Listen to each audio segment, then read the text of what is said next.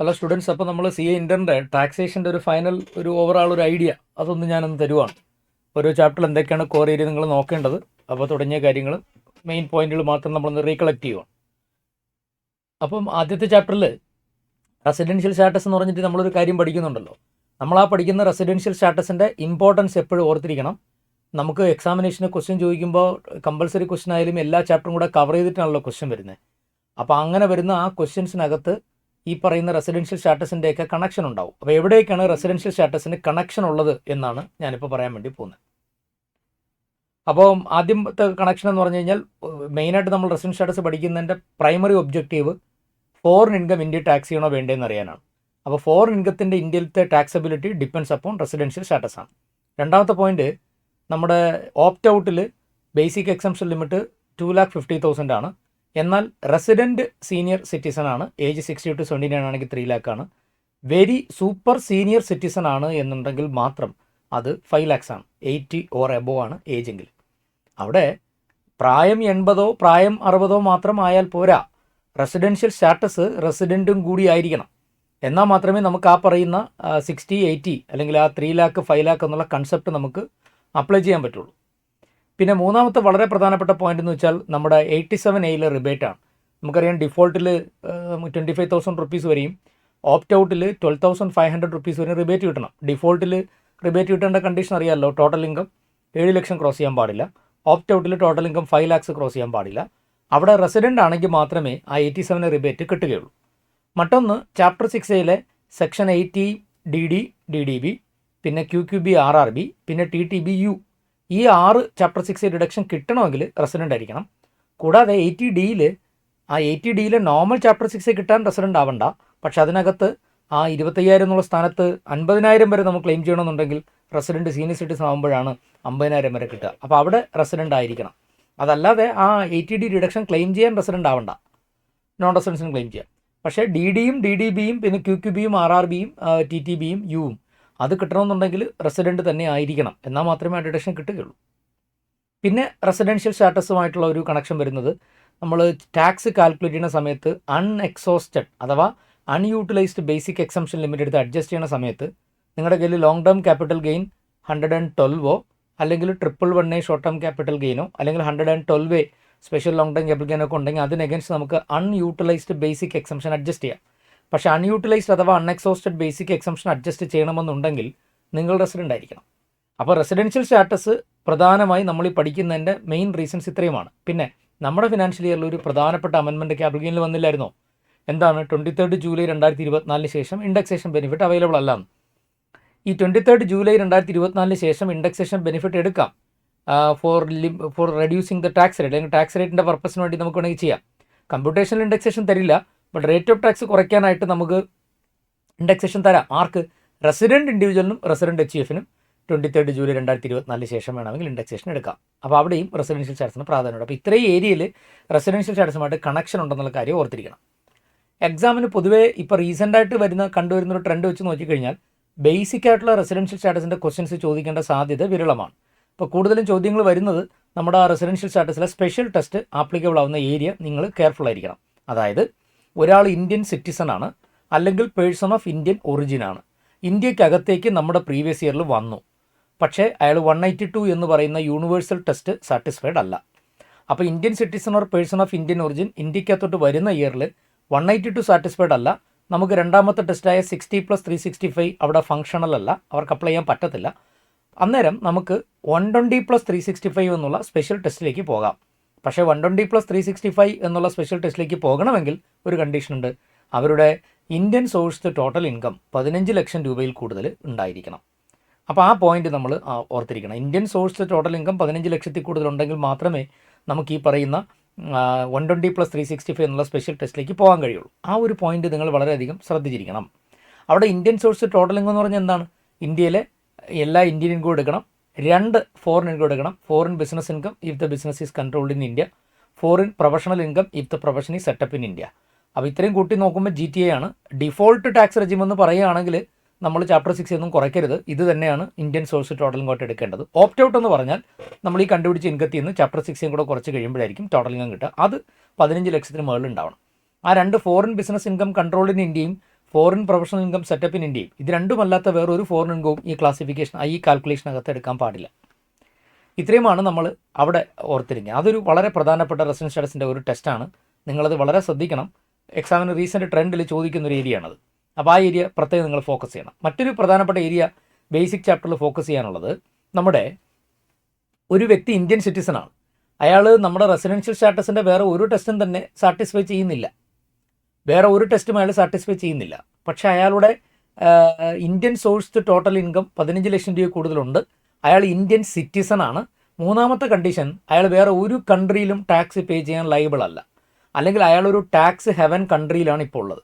വേറെ ഒരു കൺട്രിയിലും ടാക്സ് പേ ചെയ്യാൻ ലയബിൾ അല്ല, അല്ലെങ്കിൽ ഇപ്പോൾ ടാക്സ് ഹെവൻ കൺട്രിയിലാണ്, എന്നാൽ അയാൾ ഇന്ത്യൻ സിറ്റിസൺ ആണ്.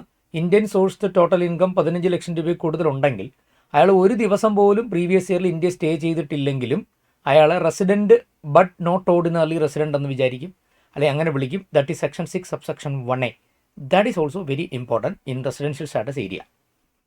ഇവിടെ ഈ പറയുന്ന 120+365 കാരണം റെസിഡൻ്റ് ആവുന്ന കേസിലും, അതേപോലെ ഇപ്പോൾ നമ്മൾ ഈ പറഞ്ഞ സെക്ഷൻ 6 സബ്സെക്ഷൻ 1A പ്രകാരം deemed resident but not ordinary resident ആകുന്ന കേസിലും, ഈ രണ്ട് കേസിലും നിർബന്ധമായിട്ടും അവരെ എല്ലായ്പ്പോഴും RBNOR ആയിട്ട് വേണം ട്രീറ്റ് ചെയ്യാൻ.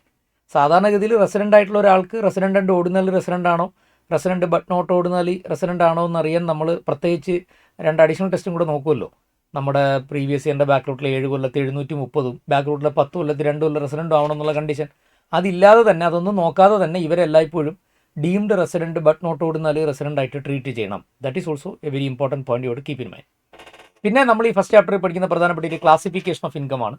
ക്ലാസിഫിക്കേഷൻ ഓഫ് ഇൻകത്തിനകത്ത് നമുക്കറിയാം Indian income, foreign income. Indian ഇൻകത്തിനകത്ത് income received in India, deem to be received in India, accrue arise in India, deem to accrue arise in India. That is very important for your exam point of view. Section 9 ആ 911 business connection through കിട്ടുന്ന income. അതേസമയം business connection ഉണ്ടെങ്കിൽ പോലും tax ചെയ്യാത്ത ചില income ഉണ്ടെന്ന് ഓർത്തിരിക്കണം. That is collection of news and views from India for transmission outside India, shooting of cinematographic film in India for release outside India, അല്ലെങ്കിൽ release in India. എന്നാലും shooting of cinematographic film in India. പിന്നെ എന്താണ് display of uncut diamonds in a notified zone notified by central government. പിന്നെ purchase of goods from India for the purpose of export. ആ 4 കേസുകൾ business connection ഉണ്ടെങ്കിൽ പോലും India tax ചെയ്യാത്തതാണ്. അത് ഓർത്തിരിക്കണം. പിന്നെ നമ്മൾ അതിനകത്ത് ഓർത്തിരിക്കേണ്ടത് 912 സാലറി, 913 സാലറിയാണ്, 914 dividend, 915 interest, 916 royalty, 917 fees for technical service. Interest 915, 6, 7 മൂന്നെണ്ണവും സ്ട്രക്ചറലി സെയിം ആണെങ്കിൽ 915 ഡിഫറൻസ് പ്രത്യേകം ഓർത്തിരിക്കണം. ഇൻട്രസ്റ്റിൻ്റെ കേസിൽ ഇവിടെ നിന്ന് ഇൻട്രസ്റ്റ് പേയ്മെൻറ്റ് കൊടുക്കുന്ന പെയർ നോൺ റെസിഡൻ്റ് ആണ്, കിട്ടുന്ന ആൾ നോൺ റെസിഡൻ്റ് ആണ്. അങ്ങനെയാണെങ്കിൽ ഈ പെയർ നോൺ റെസിഡൻ്റ് ലോൺ എടുത്തിരിക്കുന്നത് ബിസിനസ് പർപ്പസിന് ഇന്ത്യക്കകത്ത് യൂസ് ചെയ്താൽ മാത്രമേ ഇൻട്രസ്റ്റ് അക്രൂ ചെയ്യുള്ളൂ. റോയൽറ്റിയുടെ കേസിൽ, FTSൻ്റെ കേസിൽ ഇന്ത്യക്കകത്ത് എന്തെങ്കിലും ഇൻകം ഏൺ ചെയ്യാൻ ഉപയോഗിച്ചാൽ മതി. സ്പെസിഫിക്കലി ബിസിനസ് പർപ്പസിന് തന്നെ ഉപയോഗിക്കണം എന്നുള്ള കണ്ടീഷൻ അവിടെ പറയുന്നില്ല. പിന്നെ നമ്മൾ ബേസിക് ആയിട്ടുള്ള ഈ ഏരിയയുടെ ആപ്ലിക്കേഷൻ വരുന്ന ക്വസ്റ്റ്യൻസ് യു ഷുഡ് ബി നന്നായിട്ട് എന്ത് ചെയ്യണം, പ്രാക്ടീസ് ചെയ്തിരിക്കണം. ഈ ഒരു ഏരിയയുടെ ആപ്ലിക്കേഷൻ വരുന്ന ക്വസ്റ്റ്യൻസും പ്രാക്ടീസ് ചെയ്തിരിക്കണം. ഇത്രയുമാണ് നമ്മുടെ റെസിഡൻഷ്യൽ സ്റ്റാറ്റസും ആ സ്കോപ്പ് ഓഫ് ഇൻകവും വരുന്ന ഫസ്റ്റ് ചാപ്റ്റർ. പിന്നെ വളരെ ഇമ്പോർട്ടൻ്റ് ആണ് നമ്മുടെ ആ ടാക്സ് ലയബിലിറ്റി ചാർട്ട്. നമ്മളിതെല്ലാം കഷ്ടപ്പെട്ട് പഠിക്കുന്നത് അൾട്ടിമേറ്റ്ലി ഒരു ടാക്സ് ലയബിലിറ്റി ചാർട്ടിലേക്ക് നമ്മൾ എത്താനാണ്. അപ്പോൾ ആ ചാർട്ട് നിങ്ങൾ പ്രത്യേകം ഓർത്തിരിക്കണം. അതായത് ഒരാളുടെ residential status resident and ordinary resident ആണെങ്കിൽ എല്ലാ ഫോറിൻ ഇൻകവും ഇന്ത്യൻ ഇൻകവും ടാക്സ് ചെയ്യും, ഫോറിൻ ഇൻകവും ടാക്സ് ചെയ്യും. എന്നാൽ resident but not ordinary resident ആണെങ്കിൽ ഇന്ത്യൻ ഇൻകം മാത്രമേ ടാക്സ് ഉള്ളൂ, ഫോറിൻ ഇൻകം ഒന്നും തന്നെ. റെസിഡൻറ്റ് ബട്ട് നോട്ട് ഓർഡിനറി ആണെങ്കിൽ എല്ലാ ഇന്ത്യൻ ഇൻകവും ടാക്സ് ചെയ്യും, ബട്ട് സെലക്റ്റഡ് ആയിട്ടുള്ള 2 ഫോറിൻ ഇൻകം മാത്രമേ ടാക്സ് ചെയ്യാൻ പാടുള്ളൂ.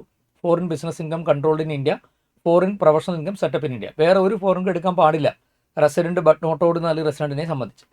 ഇനി റെസിഡൻറ്റ് ആൻഡ് ഓർഡിനറി റെസിഡൻ്റ് ആണെങ്കിൽ എല്ലാം ടാക്സ് ചെയ്യണം. ഇനി നോൺ റെസിഡൻ്റ് ആണെങ്കിൽ ഇന്ത്യൻ ഇൻകം മാത്രമേ എടുക്കാവൂ, ഫോറിൻ ഇൻകം ഒന്നും തന്നെ ടാക്സ് ചെയ്യാൻ പാടില്ല. അപ്പോൾ ഇത്രയുമാണ് ഫസ്റ്റ് ചാപ്റ്ററിൻ്റെ ഒരു ഇത്. അപ്പം മെയിനായിട്ട് നിങ്ങൾ ഫോക്കസ് ചെയ്യേണ്ടത് ഞാൻ പറയുന്നല്ലോ റെസിഡൻഷ്യൽ സ്റ്റാറ്റസിൻ്റെ ടെസ്റ്റിൻ്റെ ആ ലാസ്റ്റ് ഏരിയ ആണ്. പിന്നെ HUFൻ്റെ ടെസ്റ്റിൽ HUF ആസ് ആൻ ഇൻഡിവിജ്വൽ, HUFൻ്റെ കർത്തയുടെ സ്റ്റാറ്റസ് എന്താണ്, HUFൻ്റെ സ്റ്റാറ്റസ് എന്താണ്, അത് രണ്ടും കൂടെ മിക്സ് ചെയ്തൊക്കെ വേണമെങ്കിൽ ക്വസ്റ്റ്യൻ ചോദിക്കാം. അപ്പോൾ ഇൻഡിവിജ്വൽ ആയിട്ടുള്ള കർത്തയുടെ കേസിൽ ഈ പറഞ്ഞ നമ്മുടെ 120+365 വരുന്ന രീതിയിലോ, അല്ലെങ്കിൽ സെക്ഷൻ 6 സബ്സെക്ഷൻ 1A അപ്ലൈ ചെയ്യുന്ന രീതിയിലൊക്കെ അപ്ലൈ ചെയ്തുകൊണ്ട് ക്വസ്റ്റ്യൻ വരാം. അപ്പം നമുക്ക് ഇന്ന ഒരു പാറ്റേൺ തന്നെ ക്വസ്റ്റ്യൻ വരുമെന്ന് പറയാൻ കഴിയില്ല. ബട്ട് എനിവേ ഈ ഒരു area you should focus, because recent ആയിട്ട് ക്വസ്റ്റ്യൻ ചോദിക്കുന്ന ഈ ഏരിയ എന്നാണ്. കാരണം അതിന് പുറകോട്ടുള്ള ഏരിയക്ക് ഭയങ്കര എളുപ്പമാണ്. അതുകൊണ്ട് ഫസ്റ്റ് ചാപ്റ്റർ കഴിഞ്ഞു. ഇനി HP നമ്മൾ വരുമ്പോൾ HP പറഞ്ഞിട്ട് ഞാൻ സാലറിയിലേക്ക് പോകാം. അപ്പോൾ HP നമ്മൾ പോകുമ്പോൾ നമ്മൾ പ്രധാനമായിട്ട് ശ്രദ്ധിക്കേണ്ടതെന്ന് വെച്ച് കഴിഞ്ഞാൽ ഹൗസ് പ്രോപ്പർട്ടിക്കകത്ത് നമ്മുടെ ബേസിക് ആയിട്ടുള്ള ഏരിയയിൽ നിന്നൊന്നും ഒരു കാരണവശാലും ക്വസ്റ്റ്യൻ വരില്ല. അപ്പോൾ ക്വസ്റ്റ്യൻ ചോദിക്കുകയാണെങ്കിൽ അവർ ചോദിക്കാൻ സാധ്യതയുള്ള ഒരു ഏരിയ എന്ന് വെച്ചാൽ, ഫസ്റ്റ് ഞാൻ നേരിട്ട് അങ്ങോട്ടേക്ക് അങ്ങ് പോവാണ്. ആദ്യമായിട്ട് നിങ്ങൾ ശ്രദ്ധിക്കേണ്ടത് single house property with multiple unit, partly let out, partly self occupied, അതിനകത്ത് തന്നെ ചിലപ്പോൾ കോർണറും വരാം. അപ്പോൾ മിനിമം നിങ്ങൾ ഈ ഏരിയ എക്സ്പെക്ട് ചെയ്യണം.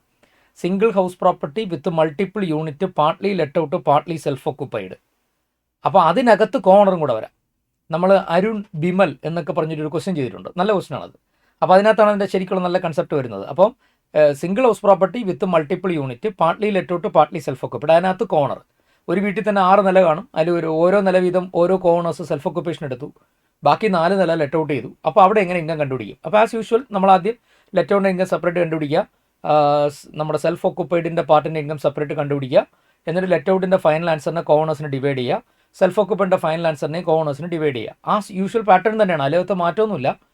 ബട്ട് ശ്രദ്ധിക്കേണ്ടത് ഈ ഡിഫോൾട്ട് ടാക്സ് റെജിമാണോ ഓപ്റ്റ് ഔട്ട് ആണോ എന്നുള്ളത് ഹൗസ് പ്രോപ്പർട്ടി ഹെഡിൽ വളരെ റിലവൻ്റ് ആണ്. കാരണം ഡിഫോൾട്ട് ടാക്സ് റെജിം 115 BSCയിൽ ടാക്സ് പേ ചെയ്യുന്നവർക്ക് സെൽഫ് ഓക്കുപ്പൈഡ് ഹൗസ് പ്രോപ്പർട്ടി എന്ന് പറയുന്ന കൺസെപ്റ്റ് അവർക്കില്ല, അവർക്കത് കിട്ടില്ല. എന്നാൽ ലെറ്റ് ഔട്ടും ഡീംഡ് ലെറ്റ് ഔട്ടും അവർക്ക് ബാധകമാണ്. സെൽഫ് ഓക്കുപ്പൈഡ് അവർക്ക് അവൈലബിൾ അല്ല. മാത്രമല്ല ഡിഫോൾട്ട് ടാക്സ് റെജിമിലുള്ളവർക്ക് ലെറ്റ് ഔട്ടിൽ നഷ്ടം വന്നു എന്ന് വിചാരിക്കുക, വേറൊരു ലെറ്റ് ഔട്ടിൽ ഇൻകം ഉണ്ടെന്ന് വിചാരിക്കുക, എങ്കിൽ അത് തമ്മിൽ സെറ്റ് ഓഫ് ചെയ്യാം. ബട്ട് മിച്ചം വരുന്ന അൾട്ടിമേറ്റ് ഹൗസ് പ്രോപ്പർട്ടി ഹെഡിലെ ലോസ് ഡിഫോൾട്ട് ടാക്സ് റെജിമിലുള്ളവർക്ക് ക്യാരി ഫോർവേഡ് ചെയ്യാനോ സെറ്റ് ഓഫ് ചെയ്യാനോ ഒന്നും പറ്റില്ല. അത് പോയി, അത് കളയേണ്ടി വരും അവർ. ഓക്കെ, ലെറ്റ് ഔട്ടിന് പോസിറ്റീവ് ഇൻകം ആണെങ്കിൽ പിന്നെ യൂഷ്വൽ പ്രശ്നമൊന്നുമില്ല. സെൽഫ് ഓക്കുപ്പൈഡ് അവർക്ക് പിന്നെ കിട്ടത്തേ ഇല്ല. അപ്പോൾ ലെറ്റ് ഔട്ടും സെൽഫ് ഓക്കുപ്പൈഡിൻ്റെ ലോസ് സെൽഫ് ഓക്കുപ്പൈഡ് അനുവദിക്കത്തേ ഇല്ല. ബട്ട് ലെറ്റ് ഔട്ടിൽ ഇപ്പോൾ 2 വീടുണ്ടെങ്കിൽ ഒരു വീട്ടിൽ പോസിറ്റീവ് മറ്റേ വീട് നെഗറ്റീവ് ആണെങ്കിൽ തമ്മിൽ സെറ്റ് ഓഫ് ചെയ്യാൻ പറ്റും ഡിഫോൾട്ടിനകത്ത്. എന്നിട്ട് മിച്ചം നഷ്ടം വന്നാൽ അത് കളയേണ്ടി വരും, ക്യാരി ഫോർവേഡ് ചെയ്യാനോ മറ്റൊന്നും ചെയ്യാൻ പറ്റില്ല. ഇതാണ് നമ്മൾ ഹൗസ് പ്രോപ്പർട്ടി എന്ന് പറയുന്ന ഹെഡിനകത്തുള്ള ഒരു ഏരിയ.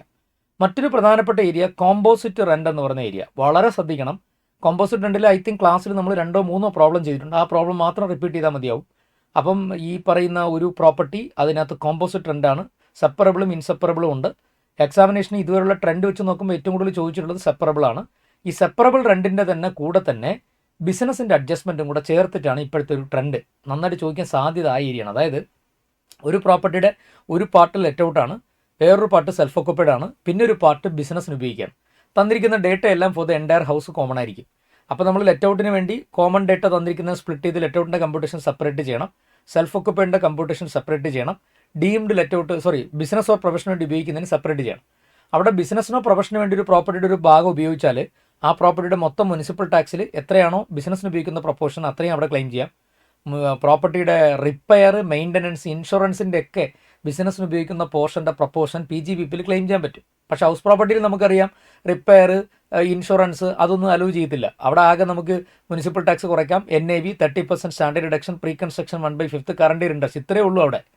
അവിടെ ഒരു കാരണവശാലും വേറെ ഒരു എക്സ്പെൻസും അലൗഡ് അല്ല. But remember when it is come to in this area, that is നമ്മുടെ ലെറ്റ് ഔട്ട് പ്രോപ്പർട്ടിയുടെ ഒരു പാർട്ട് ബിസിനസ്സിനോ പ്രൊഫഷനോ ഉപയോഗിച്ചാൽ നമുക്ക് ആ ബിസിനസ്സോ പ്രൊഫഷനുമായിട്ട് ബന്ധപ്പെട്ട ആ പ്രോപ്പർട്ടിയുമായിട്ട് ബന്ധപ്പെട്ട കംപ്ലീറ്റ് എക്സ്പെൻസും ക്ലെയിം ചെയ്യാം. ഈവൻ ആ പ്രോപ്പർട്ടിയുടെ കോസ്റ്റിൻ്റെ ഡീറ്റെയിൽസ് എന്ന ഡിപ്രീസിയേഷൻ അടക്കം ക്ലെയിം ചെയ്യാം, ബിസിനസ്സിന് ഉപയോഗിക്കുന്ന പോർഷൻ്റെ ഡിപ്രീസിയേഷൻ അടക്കം ക്ലെയിം ചെയ്യാം. അപ്പോൾ ഈ 2 ഏരിയ, അതായത് single house property with multiple unit, partly let out, partly self occupied, അത് മേ ബി ഒരു ഓണർ, അല്ലെങ്കിൽ single house property with multiple unit, partly let out, partly self occupied with co owner. അതാണ് ഒരു area മെയിനായിട്ട് ശ്രദ്ധിക്കേണ്ടത്. രണ്ടാമത് ശ്രദ്ധിക്കേണ്ട area composite rent. Composite റെൻറ്റിൽ തന്നെ പിന്നെ ബിൽഡിംഗ് വാടകയ്ക്ക് കൊടുക്കുന്നു, റെൻറ്റ് ഫർണിച്ചറിൻ്റെ റെൻറ്റ് കിട്ടുന്നു, പിന്നെ ബിൽഡിങ്ങിൻ്റെ ഒരു ഭാഗം ചിലപ്പോൾ ഈ പറഞ്ഞ പോലെ പിന്നെ ബിൽഡിങ്ങിനകത്ത് ലിഫ്റ്റ് മെയിൻ്റനൻസ് അങ്ങനത്തെ സാധനങ്ങളൊക്കെ ഉണ്ടാവും. Composite rent, separable composite rent, typical problem. അത് നമ്മളൊരു പ്രോബ്ലം ചെയ്തിട്ടുണ്ട്. ഒരു 40 ലക്ഷം രൂപ ആനുവൽ റെൻറ്റ്, അതിനകത്ത് 10 ലക്ഷം അതർ അമ്യൂണിറ്റി എന്നൊക്കെ പറഞ്ഞ് നല്ലൊരു ക്വസ്റ്റ്യൻ ചെയ്തിട്ടുണ്ട്. ആ ക്വസ്റ്റ്യൻ നിങ്ങൾ റിപ്പീറ്റ് ചെയ്യണം, നല്ല ക്വസ്റ്റ്യൻ ആണ് അത്. രണ്ടാമത്തെ ടോപ്പിക്. മൂന്നാമത്തെ ടോപ്പിക്ക് ഒരു ഹൗസിൻ്റെ ഒരു പാർട്ട് ലെറ്റ് ഔട്ട്, ഒരു പാർട്ട് സെൽഫ് ഓക്കുപ്പൈഡ്, ബാക്കി പാർട്ട് ബിസിനസ്സിനോ സ്വന്തം ബിസിനസ്സിനോ പ്രൊഫഷനോ ഉപയോഗിക്കുന്നു. 3 അഡ്ജസ്റ്റ്മെൻറ്റായി. നാലാമത് നിങ്ങൾ എക്സ്പെക്ട് ചെയ്യേണ്ട ഹൗസ് പ്രോപ്പർട്ടിയിൽ ശ്രദ്ധിക്കേണ്ട ഒരു ഏരിയ, 2-ലധികം house property assessee opt out ആണ്. ഇപ്പോൾ 2-ലധികം ഹൗസ് പ്രോപ്പർട്ടി സെൽഫ് ഓക്കുപ്പൈഡ് പർപ്പസിന് ഉപയോഗിച്ചാൽ അസസിയുടെ ഓപ്ഷൻ പ്രകാരം ഏതെങ്കിലും 2 പ്രോപ്പർട്ടി അയാൾക്ക് സെൽഫ് ഓക്കുപ്പേഷൻ പർപ്പസിന് എടുക്കാം. Remaining houses deemed let out ആയിട്ട് ട്രീറ്റ് ചെയ്യുമെന്ന് പറയുന്ന അഡ്ജസ്റ്റ്മെൻറ്റ്. അതാണ് HPയിൽ 4ാമത് ശ്രദ്ധിക്കേണ്ട പ്രധാനപ്പെട്ട ഏരിയ. അപ്പോൾ എൻ്റെ ഒരു അഭിപ്രായത്തിൽ ഈ 4 ഏരിയയാണ് നമ്മുടെ ഹൗസ് പ്രോപ്പർട്ടി ഹെഡിനകത്ത് എക്സാം പോയിന്റ് ഓഫ് വ്യൂവിൽ കോർ ഏരിയ. ഭയങ്കരമായിട്ട് നമ്മൾ ഫോക്കസ് ചെയ്യണം, ലാസ്റ്റ് മൊമെൻറ്റിൽ ഫോക്കസ് ചെയ്യേണ്ട ഈ 4 ഏരിയയാണ്. പ്രോബ്ലംസും ഈ 4 ഏരിയയിൽ ഓരോ പ്രോബ്ലം വീതം ചെയ്ത് പ്രാക്ടീസ് ചെയ്തിട്ട് പോകണം. HP-ക്കകത്ത് ഇതാണ്. അപ്പം single house property, multiple unit, partly letted, partly self occupied, either single owner or with owner. പിന്നെ കോമ്പോസിറ്റ് രണ്ട്, ബിൽഡിങ്ങിൻ്റെ ഒരു പാർട്ട് ലെറ്റ് ഔട്ട് ചെയ്ത് ബാക്കി സെൽഫ് ഓക്കുപ്പൈ ചെയ്ത് പിന്നെ ഒരു പാർട്ട് ബിസിനസ്സിന് ഉപയോഗിച്ചു. രണ്ടിലധികം പ്രോപ്പർട്ടി സെൽഫ് ഓക്കുപ്പേഷൻ പർപ്പസിന് ഉപയോഗിച്ചാൽ ആ പ്രോബബിലിറ്റി കോമ്പിനേഷൻ വെച്ചിട്ട് ഏതൊക്കെ വീട് സെൽഫ് ഓക്കുപ്പൈഡ് ആക്കിയിട്ട് ഏതൊക്കെ ഡീംഡ് ലെറ്റ് ഔട്ട് ആക്കുന്നതാണ് ടാക്സിൻ്റെ ആംഗിളിൽ ബെസ്റ്റ് എന്നുള്ള ഓപ്ഷൻ. ഈ 4 കാര്യങ്ങളാണ് HP. സാലറി പിന്നെ അറിയാലോ, ഭയങ്കര വലിയ ഹെഡാണ്. അപ്പോൾ അതിനകത്ത് നമ്മൾ കാര്യമായിട്ട് തന്നെ നമ്മൾ സാലറിയെ പറ്റി ആലോചിക്കണം. അപ്പോൾ സാലറിക്കകത്ത് പ്രധാനപ്പെട്ടുള്ള ടോപ്പിക്കുകൾ പഠിപ്പിച്ചിട്ട് ഓർമ്മയുണ്ടല്ലോ. Retirement benefits, that is gratuity, leave എൻകാഷ്മെൻറ്റ്, pension, റിട്രെഞ്ച്മെൻറ്റ്, VRS. അതിൽ റിട്രെഞ്ച്മെൻറ്റ് വളരെ അപൂർവമായിട്ട് ചോദിക്കാറുള്ളൂ. റിട്രെഞ്ച്മെൻറ്റ് ലാസ്റ്റ് മൊമെൻറ്റിൽ വിട്ടിട്ട് പോയാലും കുഴപ്പമില്ല, എന്തായാലും ഒന്ന് ഓടിച്ച് നോക്കണം. എങ്ങാനും കയറി ചോദിച്ചാൽ എന്ത് ചെയ്യും, ഒരു തവണ ജസ്റ്റ് ഒന്ന് ഓടിച്ച് നോക്കിയേക്കണം. മെയിനായിട്ട് അവർ ചോദിക്കുന്നത് പെൻഷൻ, ഗ്രാറ്റുവിറ്റി, ലീവ് എൻകാഷ്മെൻറ്റ്, ഇത് 3മാണ് ചോദിക്കാറ്. റിട്ടയർമെൻറ്റ് ബെനിഫിറ്റും അത് റിട്ടയർമെൻറ്റ് ബെനിഫിറ്റിൻ്റെ പ്രോബ്ലം എക്സാമിന് ചോദിക്കുമ്പോൾ റീസെൻ്റായിട്ട് കാണുന്നൊരു ട്രെൻഡ്, റിട്ടയർമെൻറ്റ് ബെനിഫിറ്റ് മാത്രമായിട്ടായിരിക്കില്ല ചോദിക്കുന്നത്, മൊത്തത്തിൽ ഇൻകം ഫ്രം സാലറിയുടെ കമ്പ്യൂട്ടേഷൻ്റെ ക്വസ്റ്റ്യൻ ആയിരിക്കും ചോദിക്കുക. അപ്പോൾ മൊത്തത്തിൽ ഇൻകം ഫ്രം സാലറിയുടെ കമ്പ്യൂട്ടേഷൻ ചോദിക്കുമ്പോൾ 1 ഏപ്രിൽ 2024 തൊട്ട് 31 മാർച്ച് 2025 വരെ ആണല്ലോ നമ്മുടെ ഫിനാൻഷ്യൽ ഇയർ. ഇതിനിടയിൽ ഈ 1 ഏപ്രിൽ 2024 തൊട്ട് മേ ബി ഡിസംബർ 31 വരെ അയാൾ വർക്ക് ചെയ്തിട്ടുണ്ടാവും. ജനുവരി 1 തീയതി 2025 ചിലപ്പോൾ റിട്ടയർ ചെയ്തത്. ചിലപ്പോൾ പറയും മാർച്ച് 31, നമ്മുടെ ഈ പ്രീവിയസ് ഇയറിൻ്റെ ലാസ്റ്റ് ഡേയിൽ റിട്ടയർ ആയെന്ന് പറയും. അപ്പോൾ എന്താ പറ്റുക, ഏപ്രിൽ തൊട്ട് മാർച്ച് വരെ 12 മാസത്തെ ബേസിക്കും DAയും ബോണസും കമ്മീഷനും, നോർമൽ ഒരു ടിപ്പിക്കൽ സാലറി പ്രോബ്ലത്തിൽ എല്ലാ അഡ്ജസ്റ്റ്മെൻറ്റും കാണും.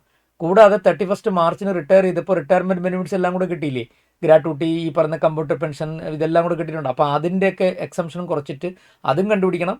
പിന്നെ 12 മാസം ശമ്പളം എടുക്കണം. ഇതെല്ലാം കൂടെ ചേർത്തിട്ട് ഒരൊറ്റ ക്വസ്റ്റ്യൻ ചോദിക്കാം. അപ്പോൾ എന്താ ഗുണമെന്ന് വെച്ചാൽ അവർക്ക് നോർമൽ സാലറിയുടെ കമ്പ്യൂട്ടേഷൻ സ്റ്റുഡൻറ്റിന് അറിയാമെന്ന് ചെക്ക് ചെയ്യാൻ പറ്റും.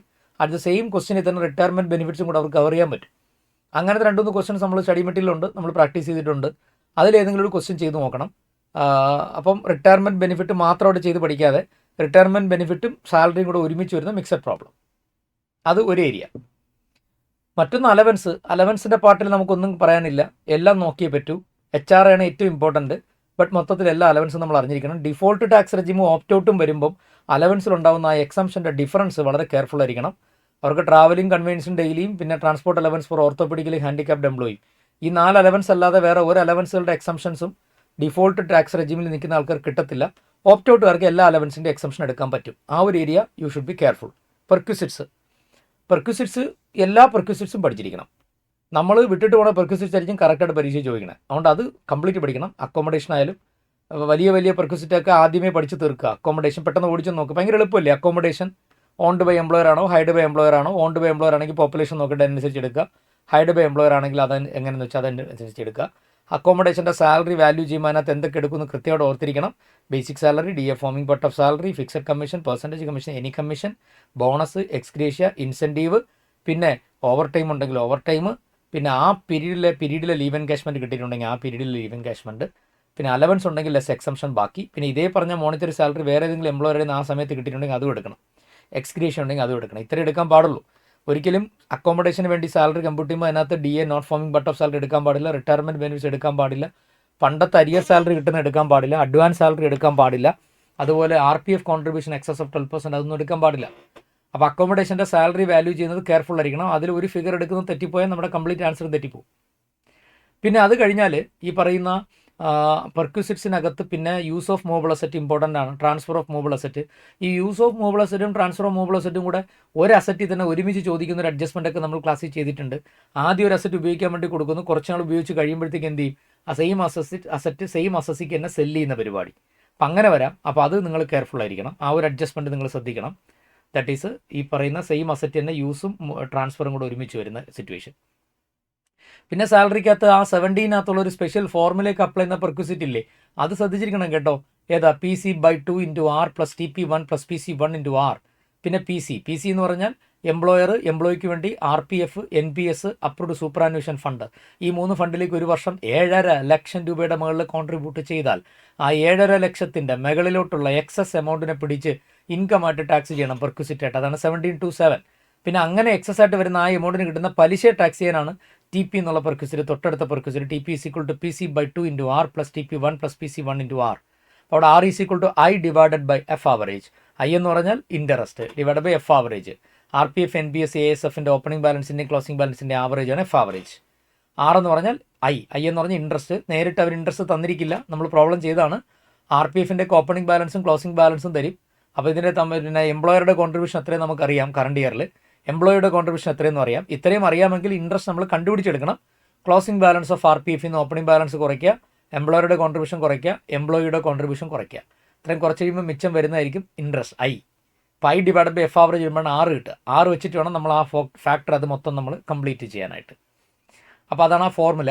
അപ്പോൾ അത് ഇമ്പോർട്ടൻ്റ് ആണ്. ആ പെർക്യൂസിറ്റ് പ്രത്യേകം നിങ്ങൾ ഓർത്തിരിക്കണം. പിന്നെ ESOP, employee stock option plan, കുറേ നാളായി ചോദിച്ചിട്ട് അത് ചോദിക്കാൻ ചാൻസ് ഉള്ളൊരു പെർക്യൂസിറ്റാണ് ഈ ESOP. അവിടെ fair market value of shares കിട്ടുന്നതിനും നമ്മൾ അങ്ങോട്ട് കൊടുക്കുന്ന പൈസയും തമ്മിൽ എംപ്ലോയി കൊടുക്കുന്ന കാശും തമ്മിൽ ഡിഫറൻസ് പെർക്യൂസിറ്റായിട്ട് ടാക്സ് ചെയ്യുന്ന ESOPയുടെ perquisite you should be careful. പിന്നെ അത് കഴിഞ്ഞാൽ സാലറി എന്നുള്ള ഹെഡിനകത്ത് പ്രധാനമായിട്ട് ഇത്രയുമാണ്. പിന്നെ നമ്മുടെ കമ്പ്യൂട്ടേഷൻ്റെ ഫോർമാറ്റ്, പിന്നെ RPF contribution excess of 12% tax ചെയ്യുന്ന adjustment, interest credited in excess of 9.5%, പിന്നെ 80CCDയിൽ NPSലൂടെ എത്ര രൂപ കോൺട്രിബ്യൂട്ട് ചെയ്താലും അത് ടാക്സ് ചെയ്യണം. പിന്നെ ഡിഫോൾട്ട് ടാക്സ് റെജിമാർക്ക് 50,000, ഓപ്റ്റോട്ടർക്ക് 75,000, ഡിഫോൾട്ടർക്ക് 75,000, ഓപ്റ്റോട്ടർക്ക് 50,000 സ്റ്റാൻഡേർഡ് ഡിഡക്ഷൻ. ആ ഡിഫറൻസ് ഓർത്തിരിക്കണം. ഇത്രയുമാണ് പ്രധാനമായിട്ട് ടാക്സബിൾ സാലറി. HRA എന്ന് പറയുന്നതിനകത്ത് എക്സംഷൻ കണ്ടുപിടിക്കുന്ന രീതി കറക്റ്റായിട്ട് അറിഞ്ഞിരിക്കണം. ആ HRAയുടെ കമ്പ്യൂട്ടേഷനകത്ത് ഉപയോഗിക്കുന്ന കംപ്ലീറ്റ് ഡീറ്റെയിൽസും through out the previous year reminds same ആണെങ്കിൽ മാത്രം ഒരു വർഷത്തേക്ക് ആനുവൽ കമ്പ്യൂട്ടേഷൻ ഒന്ന് ചെയ്താൽ മതി. ഇതിനിടയിൽ എവിടെയെങ്കിലും ചേഞ്ച് ഉണ്ടെങ്കിൽ ആ ചേഞ്ച് വരുന്ന പീരീഡ് വെച്ച് സ്പ്ലിറ്റ് ചെയ്ത് സെപ്പറേറ്റ് ആയിട്ട് HRA എക്സംഷൻ കമ്പ്യൂട്ട് ചെയ്യണം. പിന്നെ റിട്ടയർമെൻറ്റ് ഓരോന്നിൻ്റെയും ആ ഫോർമുല കൃത്യമായി ഓർത്തിരിക്കണം. അതിനകത്ത് സാലറി എന്തൊക്കെ എടുക്കും എന്നുള്ളത്, ഓരോ സ്ഥലത്തെയും സാലറിക്ക് ഡിഫറൻസ് ഉണ്ട്. അപ്പോൾ അതൊക്കെ നമ്മൾ ഓർത്തിരിക്കും. ഇത്രയുമാണ് പ്രധാനമായിട്ട് സാലറി എന്നുള്ള ഹെഡിൽ അറിയേണ്ടത്.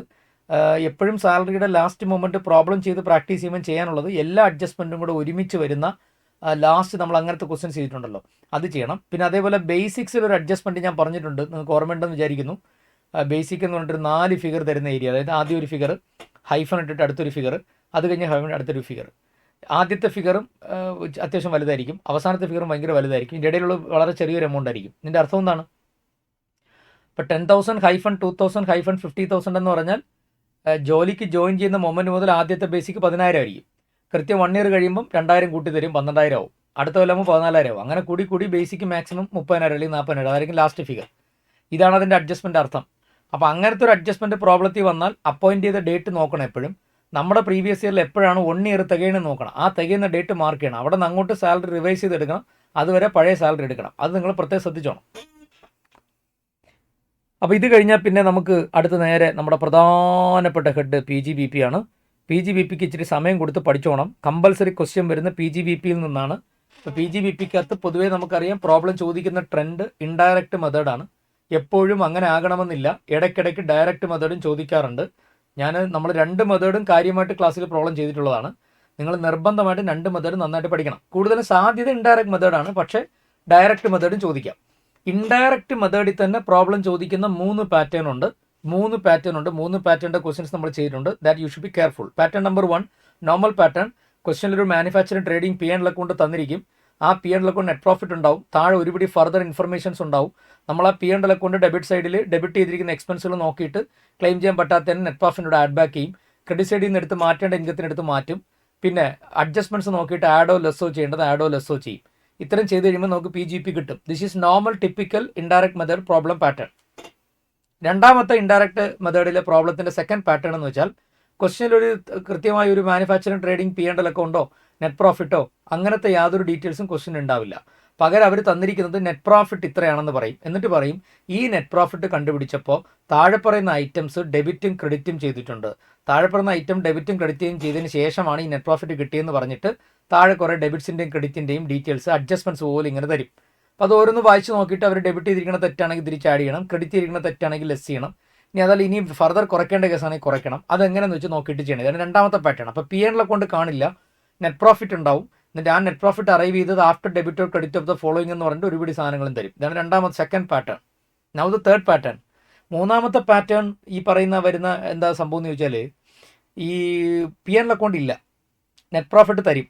പക്ഷേ അവർ പറയും താഴെ പറയുന്നിരിക്കുന്ന ഐറ്റംസ് ഈ നെറ്റ് പ്രോഫിറ്റ് കമ്പ്യൂട്ട് ചെയ്തപ്പം പരിഗണിച്ചിട്ടില്ല, കൺസിഡർ ചെയ്തിട്ടില്ല എന്ന് പറഞ്ഞിട്ട് തരും. സോ അവിടെ നിങ്ങൾ വളരെ വളരെ കെയർഫുൾ ആയിരിക്കണം. സാധാരണ ഇതിൽ ആഫ്റ്റർ ഡെബിറ്റ് ഓർ ക്രെഡിറ്റ് എന്ന് പറയുമ്പോൾ നമ്മൾ ഡെബിറ്റ് ചെയ്തതിനെ ഇല്ലാതാക്കാൻ തിരിച്ച് ആഡ് ചെയ്യും, ക്രെഡിറ്റ് ചെയ്തതിന് എടുത്ത് മാറ്റാൻ ലെസ് ചെയ്യും. പക്ഷേ വിത്തൗട്ട് കൺസിഡറിങ് അല്ലെങ്കിൽ before considering the following items എന്ന് പറയുമ്പം ആ ഓരോ ഐറ്റവും വായിച്ച് നോക്കിയിട്ട് എക്സ്പെൻസ് ആയിട്ടുള്ള ഐറ്റം ആണെങ്കിൽ നമ്മൾ ലെസ് ചെയ്യണം. ഇൻകമായിട്ട് വരേണ്ട ഐറ്റം ആണെങ്കിൽ നമ്മൾ ആഡ് ചെയ്യണം. അവിടെ അങ്ങനെ വേണം ശ്രദ്ധിക്കാൻ.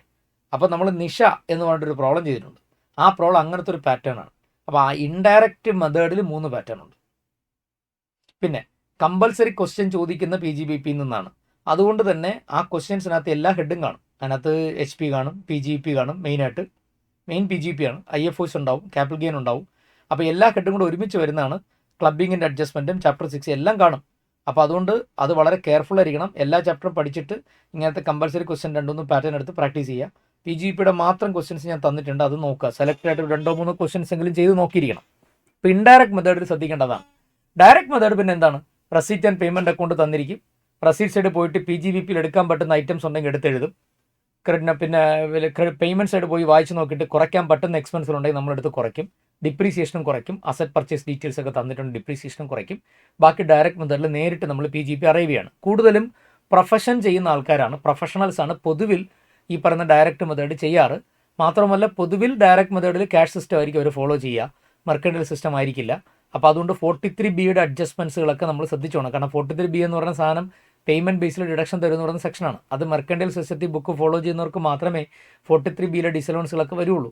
അല്ലാത്തവർക്ക് 43B ആപ്ലിക്കബിൾ അല്ല. ക്യാഷ് സിസ്റ്റത്തിൽ ബുക്ക് ഫോളോ ചെയ്യുന്നവന് ഈ പറഞ്ഞ 43B സെക്ഷൻ ആപ്ലിക്കബിൾ അല്ല, അത് വരില്ല. അപ്പോൾ ഡയറക്റ്റ് മെത്തേഡ് ഇൻഡയറക്റ്റ് മെത്തേഡിൻ്റെ പ്രോബ്ലം ശ്രദ്ധിക്കണം. പിന്നെ ഡിഫോൾട്ട് ടാക്സ് റെജിമിലുള്ളവരും ഓപ്റ്റ് ഔട്ടും തമ്മിൽ PGBPക്കകത്തുള്ള ഏറ്റവും വലിയ വ്യത്യാസം, ഡിഫോൾട്ട് ടാക്സ് റെജിമുകാർക്ക് ഡൊണേഷൻ ടു പിന്നെ സയൻറ്റിഫിക് റിസർച്ചിന് ഡൊണേഷൻ കൊടുക്കുന്ന ക്ലെയിം ചെയ്യാൻ പറ്റില്ല. ഇൻഹൗസ് റിസർച്ച് പറ്റും. പക്ഷേ ഓപ്റ്റ് ഔട്ടുകാർക്ക് donation to scientific research contribution കൊടുക്കുന്നതും കിട്ടും, ഇൻഹൗസും കിട്ടും. ഡിഫോൾട്ടുകാർക്ക് മാനുഫാക്ചറിങ് ആണെങ്കിൽ പോലും അഡീഷണൽ ഡിപ്രീസിയേഷൻ അവൈലബിൾ അല്ല. എന്നാൽ ഓപ്റ്റ് ഔട്ടുകാർക്ക് മാനുഫാക്ചറിങ് അസസ് ചെയ്യുകയാണെങ്കിൽ അഡീഷണൽ ഡിപ്രീസിയേഷൻ എടുക്കാം. ശരിക്കും ഈ 2 പ്രധാനപ്പെട്ട ഡിഫറൻസുകളാണ്. പിന്നെ ഒരെണ്ണം കൂടെ ബിസിനസിൻ്റെ ആംഗിളിൽ പറഞ്ഞാൽ 10AA special economic zone deduction default tax റെജിമുകാർക്ക് കിട്ടത്തില്ല. ഓപ്റ്റ് ഔട്ടുകാർക്ക് 10AA ഡിഡക്ഷൻ കിട്ടും. പക്ഷേ 10AA ഡിഡക്ഷൻ ഓപ്റ്റ് ഔട്ടുകാർ എടുക്കുമ്പോൾ അവർക്ക് ഓൾട്ടർനേറ്റ് മിനിമം ടാക്സും വരും. കാരണം 35ADയുടെ സ്പെസിഫൈഡ് ബിസിനസിൻ്റെ ഡിഡക്ഷൻ, 10AA ഡിഡക്ഷൻ, ചാപ്റ്റർ 6യുടെ ഹെഡിങ് സിയിലെ QQB, RRB, TTB, അപ്പോൾ പിന്നെ JJAA ഈ ഇത്രയും ഡിഡക്ഷൻസ് എടുക്കുന്നവർക്ക് മാത്രമേ AMT അഥവാ ആൾട്ടർനേറ്റ് മിനിമം ടാക്സ് ആപ്ലിക്കബിൾ ആവുകയുള്ളൂ. അല്ലാത്ത ആർക്കും AMT വരില്ല. അപ്പോൾ ഒരു ക്വസ്റ്റ്യനിൽ 35ADയോ 10AA അല്ലെങ്കിൽ ചാപ്റ്റർ 6ലെ എല്ലാ ഡിഡക്ഷൻസ് അല്ല, QQBയോ RRBയോ JJAAയോ ഉള്ള ഒരു ക്വസ്റ്റ്യൻ ആണ് എന്നുണ്ടെങ്കിൽ, ക്വസ്റ്റ്യനിൽ ടാക്സ് ലൈബിലിറ്റി ആണ് ചോദിക്കുന്നതെങ്കിൽ ഉറപ്പിക്കാം നമ്മൾ we have to do the AMT, നമ്മൾ AMT ചെയ്തേ പറ്റൂ. അപ്പോൾ അത് ഞാൻ ഒന്നുകൂടെ പറയുകയാണ്. ക്വസ്റ്റ്യനിൽ 10AA ഉണ്ട്, അല്ലെങ്കിൽ 35AD ഉണ്ട്, അല്ലെങ്കിൽ ചാപ്റ്റർ 6ൻ്റെ ഹെഡിങ് സിയിൽ വരുന്ന ഡിഡക്ഷൻസ് ഉണ്ട്. നിർബന്ധമായിട്ട് AMT ചെയ്യണം ടാക്സ് ചോദിച്ചാൽ. ടോട്ടലിംഗം ചോദിച്ചാൽ പിന്നെ അത് വേണ്ട, ടാക്സ് ചോദിച്ചാൽ AMT ചെയ്യണം. പക്ഷേ ഡിഫോൾട്ട് ടാക്സ് റെജിം ആണെങ്കിൽ ഇതിൻ്റെ ആവശ്യമില്ല. കാരണം ഡിഫോൾട്ട് ടാക്സ് റെജിമുകാർക്ക് JJAA ഡിഡക്ഷൻ കിട്ടും. 10AA അവർക്ക് എന്തായാലും കിട്ടത്തില്ല, 35ADയും കിട്ടത്തില്ല. എന്നാൽ പോലും JJAA അവർ ക്ലെയിം ചെയ്യുന്നുണ്ടെങ്കിൽ പോലും ഡിഫോൾട്ട് ടാക്സ് റെജിം 115 BSൽ ടാക്സ് പേ ചെയ്യുന്നവർക്ക് AMT ലൈബിൾ അല്ല. പിന്നെ ഡിഡക്ഷൻസ് ഡിസലവൻസ് എല്ലാം കാര്യമായിട്ട് നോക്കണം. 35ADയിലെ 14 ബിസിനസ്, ലാൻഡ്, ഫിനാൻഷ്യൽ ഇൻസ്ട്രുമെൻറ്റ്, ഗുഡ് വില്ലിന് ഡിഡക്ഷൻ കിട്ടത്തില്ല. ആ ഏരിയ ഓർത്തോണം. പിന്നെ പ്രിസംറ്റീവ് ആണ് 44AD, ADA, പിന്നെ AE, ആ 3 പ്രിസംറ്റീവ് കൃത്യമായിട്ട് ഓർത്തിരിക്കണം. അതിൽ AE എന്ന് പറയുന്ന എല്ലാ അസസിക്കും പറ്റും, ബട്ട് ADയും ADAയും LLPക്ക് പറ്റത്തില്ല. Resident individual, resident HF, resident ഫേമിന് മാത്രമേ പറ്റൂ. പിന്നെ 43CA ശ്രദ്ധിച്ചിരിക്കേണ്ട ഒരു കാര്യമാണ്. 43CA എന്ന് പറഞ്ഞാൽ നമ്മുടെ ലാൻഡ് ബിൽഡിംഗ് വിൽക്കുമ്പോൾ ആക്ച്വൽ വിറ്റിരിക്കുന്ന എമൗണ്ടിൻ്റെ 110%ക്കാളും കൂടുതലാണ് ആ സമയത്ത് സ്റ്റാമ്പ് വാല്യൂ എങ്കിൽ സ്റ്റാമ്പ് വാല്യൂവിനെ സെയിൽസ് ആയിട്ട് എടുക്കണമെന്നുള്ള ഫിക്ഷൻ, ആ ഫിഗർ ഭയങ്കര ഇമ്പോർട്ടൻ്റ് ആണ് ആ ഏരിയ. അതുപോലെ അത് അന്നേരം കിട്ടുന്ന ആളുടെ കയ്യിൽ ഇൻകം ഫ്രം അതർ സോഴ്സിനകത്ത് ഗിഫ്റ്റ് വരാനും സാധ്യതയുണ്ട്. Those area is important. 44ADയിൽ 2 കോടിയാണ് നോർമൽ ലിമിറ്റ്. അത് 3 കോടി വരെ ആകാനൊരു കണ്ടീഷനുണ്ട്. ടേൺ ഓവറിൽ നിന്ന് നമ്മുടെ പ്രീവിയസിൻ്റെ എൻഡിനുള്ളിൽ കിട്ടിയ പൈസ ടോട്ടൽ ടേൺ ഓവറിൻ്റെ 5% മുകളിൽ പോകാൻ പാടില്ല. അങ്ങനെയാണെങ്കിൽ ഈ 2 കോടി എന്നുള്ളത് നമുക്ക് 3 കോടി വരെ ആക്കാം എന്ന് പറഞ്ഞിട്ടുണ്ട്. ഇനി സെക്ഷൻ 44ADയിലാണെങ്കിൽ 50 ലക്ഷമാണ് നോർമലി, അത് 75 ലക്ഷം വരെ ആക്കാം. അവിടെയും ആ ഗ്രോസ് റെസീറ്റ്സിൽ നിന്ന് പ്രീവിയസ് ഇയറിൻ്റെ എൻഡിനുള്ളിൽ ക്യാഷായിട്ട് കിട്ടിയത് 5% കൂടാൻ പാടില്ല. ഇവിടെ ക്യാഷ് എന്ന് പറയുമ്പോൾ ക്രോസ് ചെക്കും ബെയറർ ചെക്കൊക്കെ ക്യാഷായിട്ടാണ് ട്രീറ്റ് ചെയ്യുക. അക്കൗണ്ട് ബൈ ചെക്ക് അല്ലെങ്കിൽ അക്കൗണ്ട് ബൈ ഡ്രാഫ്റ്റ് അല്ലെങ്കിൽ ഒപ്പമായിട്ട് കിട്ടിയാൽ മാത്രമേ അത് ക്യാഷ് അല്ലാതെ പരിഗണിക്കുള്ളൂ. അവിടെ ഈ 2 കോടി 3 കോടി 50 ലക്ഷം 75 ലക്ഷം കണ്ടീഷൻ 5% ഒരു കണ്ടീഷൻ പറയുന്നുണ്ട്. ഇനി ഇതേപോലെ വേറൊരു ഏരിയ ഉണ്ട് 44 AB ടാക്സ് ഓഡിറ്റ് നോർമലി 1 കോടിയാണ്. പ്രിസംഡിയിലുള്ളവർക്ക് 2 കോടി അല്ലെങ്കിൽ 3 കോടി, അല്ല പ്രൊഫഷൻ ആണെങ്കിൽ 50 ലക്ഷം അല്ലെങ്കിൽ 75 ലക്ഷം കഴിയുമ്പോൾ ഓഡിറ്റ് ചെയ്യണം. പിന്നെ അവിടെ വേറൊരു ലിമിറ്റ് ഉണ്ട് 10 കോടി. ആ 10 കോടി ലിമിറ്റ് കിട്ടാനുള്ള കണ്ടീഷൻ എന്ന് വെച്ച് കഴിഞ്ഞാൽ ടോട്ടൽ വരവ്, ആ വരവെന്ന് പറഞ്ഞാൽ എല്ലാം വരും, ഇൻകം മാത്രമല്ല അല്ലാത്ത വരവ് എല്ലാം വരും. ടോട്ടൽ വരവിൽ ക്യാഷായിട്ട് കിട്ടുന്ന വരവ് 5% കൂടാൻ പാടില്ല. ടോട്ടൽ പേയ്മെൻറ്റുകളിൽ ക്യാഷായിട്ട് കൊടുക്കുന്ന പേയ്മെൻറ്റ് 5% കൂടാൻ പാടില്ല. ഈ 2 സൈഡും ഒരുമിച്ച് സാറ്റിസ്ഫൈ ചെയ്താൽ 10 കോടി എന്നാണ്. അവിടെ 5% പറയുന്നതും ADയിലും ADAയിലും 5% പറയുന്നതും സെയിം അല്ല. 2 ഫിഗറിൻ്റെ പുറത്ത് അപ്ലൈ ചെയ്ത 2 ടൈം പീരീഡാണ് പറയുന്നത്. അപ്പോൾ ഇത് ഈ ADയും ADAയും 44ABയും കൂടെ വെച്ചിട്ട് നമ്മളത് ക്വസ്റ്റ്യൻ ചെയ്തിട്ടുണ്ട്. ഒരു കേസ് സെനാരിയോ പോലത്തെ ക്വസ്റ്റ്യനാണ്, വിത്ത് മൾട്ടിപ്പിൾ ചോയ്സ് ക്വസ്റ്റ്യൻ വരുന്നൊരു ചോദ്യം. ആ ക്വസ്റ്റ്യൻ നിങ്ങൾ റിപ്പീറ്റ് ചെയ്യണം. അത് ഒരു RTPയിലെ ക്വസ്റ്റ്യനാണ്, അതേപോലെ ചോദിക്കേണ്ട ചാൻസ് ഭയങ്കര കൂടുതലാണ്. നല്ലൊരു ക്വസ്റ്റ്യനാണത്. That you should be careful. ആ 44 ADയും ADAയും 44 ABയും കൂടെ വെച്ചിട്ടുള്ള കേസ് സെനാരിയോ വിത്ത് MCQ. ഒരു പഴയ RTP ക്വസ്റ്റ്യനാണ്, നമ്മുടെ വർക്ക് ബുക്കിലില്ല. എനിക്കൊന്ന് ഐ തിങ്ക് ഞാൻ സെപ്പറേറ്റ് ആയിട്ട് നിങ്ങൾക്ക് ക്ലാസ്സിൽ ചെയ്യിപ്പിച്ചതാണ്. എൻ്റെ സോഫ്റ്റ് കോപ്പിയാണോ ഹാർഡ് കോപ്പിയാണോ തന്നെ ഞാൻ ഓർക്കുന്നില്ല. അത് സെപ്പറേറ്റ് നമ്മൾ ക്ലാസ്സിൽ ചെയ്തിട്ടുണ്ട്. 40B പാർട്ട്ണർഷിപ്പ് ഫേമിൻ്റെ ഏരിയയിൽ നിന്ന് ചോദ്യം വരേണ്ട ചാൻസ് കൂടുതലാണ്. കാര്യം റീസെൻ്റ് ആയിട്ടാണ് 40Bയിലെ ലിമിറ്റുകൾ ഇൻക്രീസ് ചെയ്തത്. അവിടെ ബുക്ക് പ്രോഫിറ്റിൽ ആദ്യത്തെ 6 ലക്ഷം വരെയുള്ള ബുക്ക് പ്രോഫിറ്റിന് 90% അല്ലെങ്കിൽ 3 lakh whichever is higher, remaining book പ്രോഫിറ്റിന് 60%. അപ്പോൾ അവിടെ 3 lakh എന്നുള്ള ലിമിറ്റ് പുതിയതാണ്. അതുപോലെ ഫസ്റ്റ് 6 lakh വരെ 90 എന്നുള്ളതും അമെൻമെൻ്റ് ആണ്. കാരണം നേരത്തെ അത് ഫസ്റ്റ് 3 വരെ ആയിരുന്നു, എല്ലാം ഇരട്ടിയാക്കിയിട്ടുണ്ട്, അത് 6 വരെ ആക്കിയിട്ടുണ്ട്. അപ്പോൾ ആ ഏരിയ ഇച്ചിരി ശ്രദ്ധിക്കണം. ആ ഏരിയ പ്രശ്നമാണ്, ആ ഏരിയ വളരെ ഇമ്പോർട്ടൻ്റ് ആണ്. In that area you should be careful.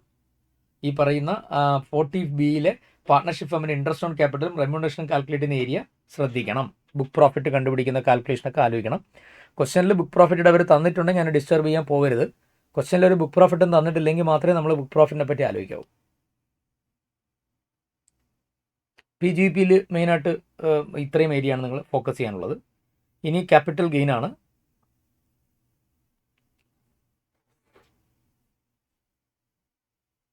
Capital ഗെയിനകത്ത് basics ഒക്കെ മൊത്തം കഴിഞ്ഞു കഴിഞ്ഞാൽ പൊതുവേ പരീക്ഷയ്ക്ക് ചോദിക്കുന്ന ഒരു സ്ഥലം, പ്രധാനപ്പെട്ട ഏരിയ ഒന്ന്, ടാക്സ് പ്ലാനിങ് വെച്ചിട്ടേ പരീക്ഷയ്ക്ക് ക്വസ്റ്റ്യൻ ചോദിക്കുകയുള്ളൂ. ടാക്സ് പ്ലാനിങ് മാത്രമല്ല, ടാക്സ് കാൽക്കുലേറ്റും കൂടെ ചെയ്യാൻ ആവശ്യപ്പെട്ടുകൊണ്ട് അങ്ങനത്തെ ഒരു പാറ്റേൺ ക്വസ്റ്റ്യനാണ് വരാൻ സാധ്യത. അപ്പോൾ സെക്ഷൻ 54 വീട് വിറ്റിട്ട് വീട് വാങ്ങുന്ന എക്സംഷൻ ആലോചിക്കണം, അറിയണം. 54Bയിൽ അർബൻ അഗ്രികൾച്ചർ ലാൻഡ് വിറ്റിട്ട് വേറൊരു അഗ്രികൾച്ചർ ലാൻഡ് വാങ്ങുന്നതാണ് 54B. 54D എന്ന് പറഞ്ഞാൽ എന്താ, ഇൻഡസ്ട്രിയൽ പർപ്പസിന് മിനിമം 2 കൊല്ലമെങ്കിലും ഉപയോഗിച്ച ലാൻഡിനെയും ബിൽഡിങ്ങിനെയും കമ്പൾസറിലി ഗവൺമെൻറ് അക്വയർ ചെയ്തപ്പോൾ ഉണ്ടായ ക്യാപിറ്റൽ ഗെയിൻ ഉപയോഗിച്ചു മറ്റൊരു ലാൻഡും ബിൽഡിങ്ങും മേടിച്ചാൽ കിട്ടുന്ന എക്സംഷനാണ് 54D. 54EC എന്ന് പറഞ്ഞാൽ ദറ്റ് ഈസ് ലോങ് ടേം ലാൻഡും ലോങ് ടേം ബിൽഡിങ്ങും വിറ്റ് കിട്ടുന്ന ക്യാപിറ്റൽ ഗെയിനിന് ട്രാൻസ്ഫർ നടന്ന ഡേറ്റിൽ നിന്ന് 6 മാസത്തിനുള്ളിൽ NHAയുടെ RECLൻ്റെയൊക്കെ ബോണ്ടിൽ കൊണ്ടിട്ട മാക്സിമം 50 ലക്ഷം. അതുപോലെ power finance corporation, railway finance corporation limited, ഈ 4 ബോണ്ടുകളിൽ മാക്സിമം 50 ലക്ഷം വരെ എക്സംഷൻ തരുന്നതാണ് 54EC. 54F എന്ന് പറഞ്ഞാൽ വീടല്ലാത്ത ഒരു long term capital asset, that is long term ലാൻഡോ അല്ലെങ്കിൽ ലോങ് ടേം ആയിട്ടുള്ള വേറെ എന്ത് കൊമേഴ്ഷ്യൽ ബിൽഡിംഗ് ആയാലും കുഴപ്പമില്ല, വീട് ഒഴികെ ബാക്കി ഏതൊരു ലോങ് ടേം ക്യാപിറ്റൽ അസറ്റും ട്രാൻസ്ഫർ ചെയ്തിട്ട് അത് കിട്ടുന്ന നെറ്റ് സെയിൽ പ്രൊസീഡ്സ് എടുത്ത് ഒരു വീട് വയ്ക്കാനോ വാങ്ങാനോ ഉപയോഗിക്കുമ്പോഴാണ് 54F തരുന്നത്. 54-ൽ 10 കോടി അപ്പുറം എക്സംഷൻ പോകാൻ പാടില്ല. അതുപോലെ 54F-ൽ നമ്മൾ ഫോർമുല ബേസ് ചെയ്തിട്ടാണല്ലോ എക്സംഷൻ കണ്ടുപിടിക്കുന്നത്. ക്യാപിറ്റൽ ഗെയിൻ ഇൻറ്റു ന്യൂമറേറ്ററിൽ പുതിയ വീടിൻ്റെ കോസ്റ്റ് അല്ലെങ്കിൽ ക്യാപിറ്റൽ ഗെയിൻ അക്കൗണ്ട് സ്കീമിലിട്ട പൈസ divide by net sale proceeds. അപ്പോൾ ആ മേളിലെടുക്കുന്ന ഫിഗർ, ന്യൂമറേറ്ററിൽ എടുക്കുന്ന ഫിഗർ 10 കോടി അപ്പുറം പോകാൻ പാടില്ല 54F-ൽ. 54-ൽ പിന്നെ ഡയറക്റ്റാണ് എക്സംഷൻ ക്ലെയിം ചെയ്യുന്നത്. അവിടെയും 10 കോടി രൂപയിൽ കൂടുതൽ ആ എമൗണ്ട് പോകാൻ പാടില്ല, ആ വീടിൻ്റെ കോസ്റ്റ്. എക്സംഷൻ വിത്ത് നോർമൽ നമ്മുടെ കമ്പ്യൂട്ടേഷൻ്റെ ഏരിയ ഒന്നുകിൽ 45(1) പ്രകാരം നോർമൽ ചാർജബിലിറ്റി അല്ലെങ്കിൽ 45(2) ചോദിക്കാം. That is conversion of capital asset into stock and trade. ആ ഏരിയ ഇമ്പോർട്ടൻ്റ് ആണ്. പിന്നെ വല്ലപ്പോഴും ചോദിക്കുന്ന മറ്റൊരു ഏരിയയാണ് 45(1) insurance compensation for damage or destruction of capital asset. നമുക്കറിയാം capital asset damage or destruction സംഭവിച്ച 4 സ്പെസിഫിക് റീസൺസ് കൊണ്ടാണെങ്കിൽ അതിൽ നിന്ന് കിട്ടുന്ന കോമ്പൻസേഷൻ ഫുൾ വാല്യൂ ആയിട്ട് ട്രീറ്റ് ചെയ്തുകൊണ്ട് ക്യാപിറ്റൽ ഗെയിൻ കമ്പ്യൂട്ട് ചെയ്യുന്ന ഏരിയ. 45-ൽ പ്രധാനമായിട്ട് ഇത്രയും ഏരിയയാണ് നോർമലി ഭയങ്കര ഇമ്പോർട്ടൻ്റ് എന്ന് പറയുന്നത്. 54Dയുടെ ടാക്സ് പ്ലാനിംഗ് ആണ് ചോദിക്കുന്നതെങ്കിൽ ഉറപ്പായിട്ട് 45 സബ്സെക്ഷൻ 5 കമ്പൾസറി അക്വസിഷൻ്റെ ക്യാപിറ്റൽ ഗെയിൻ്റെ കമ്പ്യൂട്ടേഷനുമായിട്ട് ലിങ്ക് ചെയ്തിട്ടായിരിക്കും 54Dയുടെ ക്വസ്റ്റ്യൻ വരിക. പിന്നെ അത് കഴിഞ്ഞാൽ പിന്നെ നമ്മൾ ശ്രദ്ധിക്കേണ്ട പ്രധാനപ്പെട്ട ഏരിയ 50B സ്ലംബ് സെയിൽ വളരെ ഇമ്പോർട്ടൻ്റ് ആണ്. അതുപോലെ 50AA റീസെൻ്റ് ആയിട്ട് വന്ന സെക്ഷനാണ് specified mutual fund, market linked debentures, bonds. ഇതിൻ്റെ ക്യാപിറ്റൽ ഗെയിൻ കണ്ടുപിടിക്കുമ്പോൾ ഓൾവേസ് ഷോർട്ട് ടേം ആയിട്ട് ട്രീറ്റ് ചെയ്യണം. Irrespective of the period of holding എല്ലായ്പ്പോഴും ഷോർട്ട് ടേം ആയിട്ട് ട്രീറ്റ് ചെയ്യണം. അതാണ് 50AA സെക്ഷനിൽ പറയുന്നത്. പിന്നെ 50B എന്ന് പറഞ്ഞാൽ സ്ലംപ് സെയിലാണ്. അപ്പോൾ 50B സ്ലംപ് സെയിൽ പറയുന്നത് നമ്മുടെ ഒരു റണ്ണിങ് ബിസിനസ് അണ്ടർടേക്കിങ്ങിന് നമ്മൾ ട്രാൻസ്ഫർ ചെയ്യുന്ന സമയത്ത് അവിടെ ക്യാപിറ്റൽ ഗെയിൻ കണ്ടുപിടിക്കുന്നതാണ് സ്ലംപ് സെയിൽ. റീസെൻ്റായിട്ട് ചോദിക്കാറുള്ളതാണ്, ഇമ്പോർട്ടൻ്റ് ആണ്. അല്ല 50C സ്റ്റാമ്പ് വാല്യൂ എന്ന് പറയുന്ന സാധനം, 50BC stamp value that is 110% adjustment. അത് കോമൺ ആയിട്ട് ചോദിക്കുന്നത് ലാൻഡിൻ്റെയും ബിൽഡിങ്ങിൻ്റെയും അല്ലെങ്കിൽ വീടിൻ്റെയൊക്കെ വെച്ചിട്ട് 54 എക്സംഷൻ്റെ ക്വസ്റ്റ്യൻ അകത്ത് 50C അഡ്ജസ്റ്റ്മെൻറ്റ് വരാം. പിന്നെ അഡ്വാൻസ് മണി റിസീവ്ഡ് ആൻഡ് ഫോർഫീൽഡിൻ്റെ ടിപ്പിക്കൽ അഡ്ജസ്റ്റ്മെൻറ്റ് നമ്മൾ ഓർത്തിരിക്കണം. 1/4/2014 മുൻപ് അഡ്വാൻസ് മണി അസസി മേടിച്ച് ഫോർഫീറ്റ് ചെയ്താൽ കോസ്റ്റ് നിന്ന് റെഡ്യൂസ് ചെയ്യണം. 1/4/2014 ശേഷമാണെങ്കിൽ ഡയറക്റ്റ്ലി IFOCയിൽ ടാക്സ് ചെയ്യണം. അത് പ്രോബ്ലത്തിൽ അപ്ലൈ ചെയ്യുന്ന ഏരിയ. അതുപോലെ 1/4/2014 മുമ്പ് പ്രീവിയസ് ഓണറാണ് അഡ്വാൻസ് മണി മേടിച്ച് ഫോർഫീറ്റ് ചെയ്യണമെങ്കിൽ ഒന്നും ചെയ്യേണ്ട ആവശ്യമില്ല. അതിന് യാതൊരു ടാക്സ് ട്രീറ്റ്മെൻറ്റും ഇല്ല എന്നുള്ള കാര്യം ഓർത്തിരിക്കണം. അപ്പോൾ ഇതിൽ 50AA specified mutual fund recent development ആണ്, സോ ഷുഡ് ബി കെയർഫുൾ. പിന്നെ 112, 112A, 111A ആ ടാക്സ് റേറ്റ്, ഫ്ലാറ്റ് റേറ്റ്, അതിൽ 112A ക്യാപിറ്റൽ ഗെയിൻ കമ്പ്യൂട്ട് ചെയ്യുന്നൊരു പ്രത്യേക രീതിയിലാണ്. 31 ജനുവരി 2018 മാർക്കറ്റ് വാല്യൂട്ടുകൾ കമ്പാരിസൺ പരിപാടിയൊക്കെ ഉണ്ട്, ഓർത്തിരിക്കണം, ഇമ്പോർട്ടൻ്റ് ആണ് 112A. പിന്നെ 111A special short time capital gain 111A. പിന്നെ 112 ക്യാപിറ്റൽ ഗെയിൻ പഴയ റേറ്റ് പുതിയ റേറ്റ് ഓർത്തിരിക്കണം. 23 ജൂലൈക്ക് മുൻപാണെങ്കിൽ 20, അതിനുശേഷം 12.5%. പക്ഷേ 23 ജൂലൈക്ക് ശേഷം റെസിഡൻറ്റ് ഇൻഡിവിജ്വലിനും HUFനും ലാൻഡിനും ബിൽഡിങ്ങിനും മാത്രം ടാക്സ് റേറ്റിന് വേണ്ടിയിരുന്ന പർപ്പസിന് വേണ്ടി മാത്രം ഇൻഡെക്സേഷൻ കുറയ്ക്കാം, ക്ലെയിം ചെയ്യാം. പക്ഷേ കമ്പ്യൂട്ടേഷൻ ഓഫ് ക്യാപിറ്റൽ ഗെയിൻ ആണ് ചോദിക്കുന്നതെങ്കിൽ ഒരിക്കലും ആ ഓപ്ഷനെ പറ്റി ഒന്നും പറയരുത്. കമ്പ്യൂട്ട് ടാക്സബിൾ ക്യാപിറ്റൽ ഗെയിൻ എന്ന് പറഞ്ഞാൽ 23 ജൂലൈക്ക് ശേഷമുള്ളൊരു ക്വസ്റ്റൻ ആണെങ്കിൽ വെറുതെ ക്യാപിറ്റൽ ഗെയിൻ കമ്പ്യൂട്ട് ചെയ്ത് വെക്കാവൂ. അവിടെ നമ്മൾ ഇൻഡെക്സേഷനെ പറ്റി പറയുകയോ ഇങ്ങനെ ഇൻഡെക്സേഷൻ എടുത്ത് ചെയ്താൽ ടാക്സ് റേറ്റ് കുറവാണെന്നൊന്നും പറയണ്ട. അവർ ടാക്സിനെ പറ്റി ചോദിച്ചാൽ മാത്രം നമ്മളത് പറഞ്ഞാൽ മതി. ഇതാണ് ക്യാപിറ്റൽ ഗെയിൻ്റെ ഒരു ഏരിയ. അത്യാവശ്യം കുറച്ച് സമയം മതി ശരിക്കും പറഞ്ഞാൽ ക്യാപിറ്റൽ ഗെയിൻ നമുക്ക് കവർ ചെയ്ത് തീർക്കാനായിട്ട്. അപ്പോൾ അതൊന്ന് ഓടിച്ചൊന്ന് അത് നോക്കിയിരിക്കണം. പിന്നെ ഇവിടെ ഈ സ്ലംപ് സെയിൽ 50B അറിയാമല്ലോ. പിന്നെ ഫുൾ വാല്യൂ ഓഫ് കൺസിഡറേഷൻ എന്ന് പറഞ്ഞാൽ നമ്മൾ ആക്ച്വലി വിറ്റ് കിട്ടിയ പൈസ അല്ലെങ്കിൽ ആ ഡേറ്റിലെ ഫെയർ മാർക്കറ്റ് വാല്യൂ അത് ക്വസ്റ്റിന് തന്നിരിക്കും, whichever is higher. Expense for transfer കുറയ്ക്കുക NSC. കോസ്റ്റ് ഓഫ് അക്വിസിഷൻ എന്ന് പറഞ്ഞാൽ നെറ്റ് വർത്താണ്. നെറ്റ് വർത്ത് ചെയ്യണമെങ്കിൽ സ്ലം സെയിൽ നടന്ന ദിവസത്തെ ബാലൻസ് ഷീറ്റ് എടുത്തിട്ട് അസറ്റ് സൈഡിൽ നിന്ന് വാല്യൂ ഓഫ് അസറ്റ് എടുക്കുക, അതിൽ നിന്ന് എക്സ്റ്റേണൽ ലൈബിലിറ്റി കുറയ്ക്കുക, അപ്പോൾ നെറ്റ് വർത്ത് പോസിറ്റീവായിട്ട് കിട്ടണം. വാല്യൂ ഓഫ് അസറ്റ് എടുക്കുമ്പോൾ ഡിപ്രീഷ്യബിൾ അസറ്റിന് WDV as per income tax act, non depreciable asset book value excluding revaluation. പിന്നെ സെൽഫ് ജനറേറ്റഡ് ഗുഡ് വിൽ ഉണ്ടെങ്കിൽ നില്ലാണ്, പർച്ചേസ്ഡ് ഗുഡ് വിൽ ഉണ്ടെങ്കിൽ പർച്ചേസ് പ്രൈസ്. പിന്നെ ഫിക്ടീഷ്യസ് അസറ്റുകളൊന്നും എടുക്കരുത്. ഇതെല്ലാം കൂടെ കൂട്ടുമ്പോൾ വാല്യൂ ഓഫ് അസറ്റ് വരും, അതിൽ നിന്ന് എക്സ്റ്റേണൽ ലൈബിലിറ്റി മാത്രമേ കുറയ്ക്കാവൂ. അപ്പം പോസിറ്റീവ് വരണം, that is net worth. Net വർത്താണ് സ്ലം സെയിലിൻ്റെ കോസ്റ്റ്. ലോങ് ടേം ആണോ ഷോർട്ട് ടേം ആണോ എന്നറിയാൻ ഈ ബിസിനസ് സ്ഥാപനം നിലവിൽ വന്നിട്ട് 12 മാസം കഴിഞ്ഞാൽ 24 മാസം കഴിഞ്ഞാൽ ലോങ് ടേം, 24 മാസത്തിന് ശേഷമാണെങ്കിൽ ഷോർട്ട് ടേം. ക്യാപിറ്റൽ ഗെയിൻ കഴിഞ്ഞാൽ പിന്നെ നമ്മൾ അടുത്ത് പോകുന്ന ചാപ്റ്റർ എന്ന് പറഞ്ഞു കഴിഞ്ഞാൽ നമ്മുടെ ഈ പറയുന്ന ഇൻകം ഫ്രം അതർ സോഴ്സാണ്. അപ്പോൾ ഇൻകം ഫ്രം അതർ സോഴ്സ് എന്ന് പറയുന്നത് വളരെ ഇമ്പോർട്ടൻ്റ് ആയിട്ടുള്ളൊരു കുഞ്ഞ് ഹെഡാണെങ്കിലും വളരെ ഇമ്പോർട്ടൻ്റ് ആയിട്ടുള്ളൊരു ഹെഡാണ്. ഇതിനകത്ത് പ്രധാനമായിട്ട് നമ്മൾ ശ്രദ്ധിക്കേണ്ട ഐറ്റംസ് എന്ന് പറഞ്ഞാൽ ഒന്ന് ഗിഫ്റ്റ്. ഇൻകം ഫ്രം അതർ സോഴ്സിൽ ഗിഫ്റ്റ് വളരെ ഇമ്പോർട്ടൻ്റ് ആണ്. 5 കാറ്റഗറി ഓഫ് ഗിഫ്റ്റ് നിങ്ങൾ നന്നായിട്ട് ഓർത്തിരിക്കണം. That is jewellery, archaeological collection, work of art, paintings, sculptures, bullion shades and securities, land building. അപ്പോൾ ഇത്രയും മാത്രമല്ല ഗിഫ്റ്റ് കിട്ടുന്ന വ്യക്തിയുടെ കയ്യിൽ ഇത് ടാക്സ് ചെയ്യണമെങ്കിൽ ഗിഫ്റ്റ് കിട്ടുന്ന വ്യക്തിയെ സംബന്ധിച്ച് ഇത് ക്യാപിറ്റൽ അസറ്റ് ആയിരിക്കണം, മൂലധന ആസ്തി ആയിരിക്കണം. ഗിഫ്റ്റ് കിട്ടുന്നവനെ സംബന്ധിച്ച് മൂലധന ആസ്തി ആയിരിക്കണം, ക്യാപിറ്റൽ അസറ്റ് ആയിരിക്കണം. കിട്ടുന്ന ആൾക്ക് സ്റ്റോക്ക് ഇൻ ട്രേഡ് ആണെങ്കിൽ IFOs വരില്ല. പിന്നെ ആ വാല്യൂ 50,000 കണക്ക് ഓർത്തിരിക്കണം. ഫുൾ ഫ്രീ ഉണ്ട്, ഇനാഡിക്വേറ്റ് കൺസിഡറേഷൻ ഉണ്ട്. ഇനാഡിക്വേറ്റ് കൺസിഡറേഷൻ്റെ കേസിൽ ഡിഫറൻസ് എടുത്തിട്ടാണ് നമ്മൾ നോക്കുന്നത്. ഗിഫ്റ്റ് കിട്ടുന്ന ആൾ ഗിഫ്റ്റ് കിട്ടിയ ക്യാപിറ്റൽ അസറ്റ് പിന്നീട് വിൽക്കുമ്പോൾ അതിൻ്റെ ക്യാപിറ്റൽ ഗെയിൻ കണ്ടുപിടിക്കുന്ന സമയത്ത് കോസ്റ്റ് ഓഫ് അക്വിസിഷൻ എന്ന് പറയുന്നത് ഗിഫ്റ്റ് കിട്ടുന്ന സമയത്തുള്ള സ്റ്റാമ്പ് വാല്യൂ അല്ലെങ്കിൽ ഫെയർ മാർക്കറ്റ് വാല്യൂ ആയിരിക്കണം. അത് ഗിഫ്റ്റായിട്ട് കിട്ടിയ സമയത്ത് ടാക്സ് ചെയ്തിട്ടുണ്ട്, പിന്നീട് നമ്മൾ എടുത്ത് വിൽക്കുമ്പോൾ. ഗിഫ്റ്റ് കിട്ടുന്ന സമയത്ത് ടാക്സ് ചെയ്യാത്ത സാധനം പിന്നീട് നമ്മൾ വിറ്റെന്നും പറഞ്ഞ് ഒരിക്കലും അവിടെ അങ്ങനത്തെ ഫെയർ മാർക്കറ്റ് വാല്യൂ എടുക്കാൻ പറ്റില്ല. അവിടെ നമ്മൾ കോസ്റ്റ് ഓഫ് പ്രീവിയസ് ഓണർ തന്നെ എടുക്കേണ്ടി വരും. ഗിഫ്റ്റ് കഴിഞ്ഞാൽ പിന്നെ വളരെ ഇമ്പോർട്ടൻ്റ് ആയിട്ടുള്ള ഐറ്റമാണ് ഡിവിഡൻഡ് എന്നുള്ളത് നമ്മുടെ പിന്നെ കാഷ്വൽ ഇൻകവും ഓൺലൈൻ ഗെയിമും ഇമ്പോർട്ടൻ്റ് ആണ്. ഫ്ലാറ്റ് റേറ്റ് ടാക്സേഷൻ ആണ് 30%, അത് ഓർത്തിരിക്കണം. ഡിവിഡൻഡ് വളരെ ഇമ്പോർട്ടൻ്റ് ഏരിയയാണ്. ഡിവിഡൻഡിൽ റീസെൻ്റ് ആയിട്ട് വന്നിരിക്കുന്ന അപ്ഡേറ്റ് ആണ് 222F, that is buyback of share നടത്തി കഴിഞ്ഞാൽ ആ ബൈബാക്ക് നടത്തുന്ന സമയത്ത് ഷെയറിന് എത്ര രൂപയാണ് കിട്ടുന്നത് അത് മൊത്തം ആ കിട്ടുന്ന കൺസിഡറേഷൻ മുഴുവനും IFOs ഇൻകമായിട്ട് എടുക്കണം. അതേസമയം നമ്മൾ ഈ പറഞ്ഞ പോലെ പിന്നെ ഈ ഈ ബൈബാക്ക് നടത്തുന്ന എത്ര ഷെയറാണോ ബൈബാക്കിന് വിധേയമാകുന്നത്, ആ ഷെയർ ഒറിജിനലി വാങ്ങിച്ച കോസ്റ്റ് അപ്പോൾ തന്നെ അവർക്ക് ക്യാപിറ്റൽ ഗെയിനിക്ക് പോയിട്ട് ക്യാപിറ്റൽ ലോസ് ആയിട്ടും ക്ലെയിം ചെയ്യാൻ പറ്റും. ആ ഒരു കാര്യം ഓർത്തിരിക്കണം. അപ്പോൾ ബൈബാക്ക് റീസെൻറ്റ് പ്രൊവിഷനാണ്, അമെൻമെൻ്റാണ്. 1 ഒക്ടോബർ 2024 ശേഷമാണ് ഇത് വന്നിരിക്കുന്നത്. അപ്പോൾ ഒരു കമ്പനി സ്വന്തം ഷെയറിന് ബൈബാക്ക് നടത്തിയാൽ ബൈബാക്ക് നടത്തുന്ന സമയത്ത് ഷെയർ ഹോൾഡർ കിട്ടുന്ന പൈസ മൊത്തം ഷെയർ ഹോൾഡർ കയ്യിൽ IFOസിൽ ഇൻകമായിട്ട് ടാക്സ് ചെയ്യുക, കിട്ടുന്ന പൈസ മുഴുവൻ ഡിവിഡൻ്റായിട്ട് ടാക്സ് ചെയ്യുക. അതേസമയം ആ ഷെയർ അപ്പോൾ തന്നെ പണ്ട് ആ ഷെയർ വാങ്ങിച്ച കോസ്റ്റ് മൊത്തം ക്യാപിറ്റൽ ലോസ് ആയിട്ട് ക്ലെയിം ചെയ്യുക. പിന്നെ 222 ഡീംഡ് ഡിവിഡൻറ്റ് വളരെ ഇമ്പോർട്ടൻ്റ് ആണ്. Closely held company or private company minimum 10% equity share hold ചെയ്തിരിക്കുന്ന കമ്പനി അവിടെ നിന്ന് അഡ്വാൻസോ ലോണോ എടുത്താൽ ആ അഡ്വാൻസോ ലോൺ എടുത്ത പൈസ ഡീംഡ് ഡിവിഡൻ്റായിട്ട് ട്രീറ്റ് ചെയ്യും. പക്ഷേ ലോൺ എടുക്കുന്ന സമയത്തൊക്കെ 10% ഹോൾഡിംഗ് ഉണ്ടാവണം, കമ്പനിക്ക് അക്യുമുലേറ്റഡ് പ്രോഫിറ്റും ഉണ്ടായിരിക്കണം. പിന്നെ ഈ കിട്ടിയ പൈസ ലോൺ തിരിച്ചടച്ചാലും അടച്ചില്ലെങ്കിലും ഇൻട്രസ്റ്റ് ബിയറിംഗ് ആണെങ്കിലും അല്ലെങ്കിലും ഡീംഡ് ഡിവിഡൻറ്റ് ആപ്ലിക്കബിൾ ആണ്. അത് 220 ശ്രദ്ധിക്കണം, ഇമ്പോർട്ടൻ്റ് ആണ് ഡിവിഡൻറ്റിൽ. പിന്നെ ഡിവിഡൻറ്റിന് അഗേൻസ്റ്റ് ഒരൊറ്റ എക്സ്പെൻസ് മാത്രമേ ഇൻകം ടാക്സ് കുറയ്ക്കാൻ സമ്മതിക്കുള്ളൂ, വേറെ ഒരു എക്സ്പെൻസും കുറയ്ക്കാൻ പറ്റില്ല. സമ്മതിക്കുന്ന എക്സ്പെൻസ് ഇൻട്രസ്റ്റ് എക്സ്പെൻസ് ആണ്. ഇൻട്രസ്റ്റ് എക്സ്പെൻസ് എന്ന് പറഞ്ഞാൽ ടോട്ടൽ ഡിവിഡൻറ്റിന് അഗേൻസ്റ്റ് 20%. ആ ടോട്ടൽ ഡിവിഡൻറ്റ് ഇൻകം എത്രയാണോ മ്യൂച്വൽ ഫണ്ടിൽ നിന്ന് കിട്ടിയിട്ടുണ്ടെങ്കിൽ അതും എടുക്കാം. Total dividend and income from mutual fund എത്രയാണോ അതിൻ്റെ 20% വരെ മാത്രമേ ഇൻട്രസ്റ്റ് എക്സ്പെൻസ് പാടുള്ളൂ. അതിൽ കൂടുതൽ ക്ലെയിം ചെയ്യാൻ സമ്മതിക്കില്ല. ആക്ച്വൽ ഇൻട്രസ്റ്റ് എക്സ്പെൻസ് അത്ര ഇല്ലെങ്കിൽ പിന്നെ കുഴപ്പമില്ല. ആക്ച്വൽ ഇൻട്രസ്റ്റ് അതിലും കൂടുതലുണ്ടെങ്കിൽ അവിടെ വെച്ച് റെസ്ട്രിക്ട് ചെയ്യണം.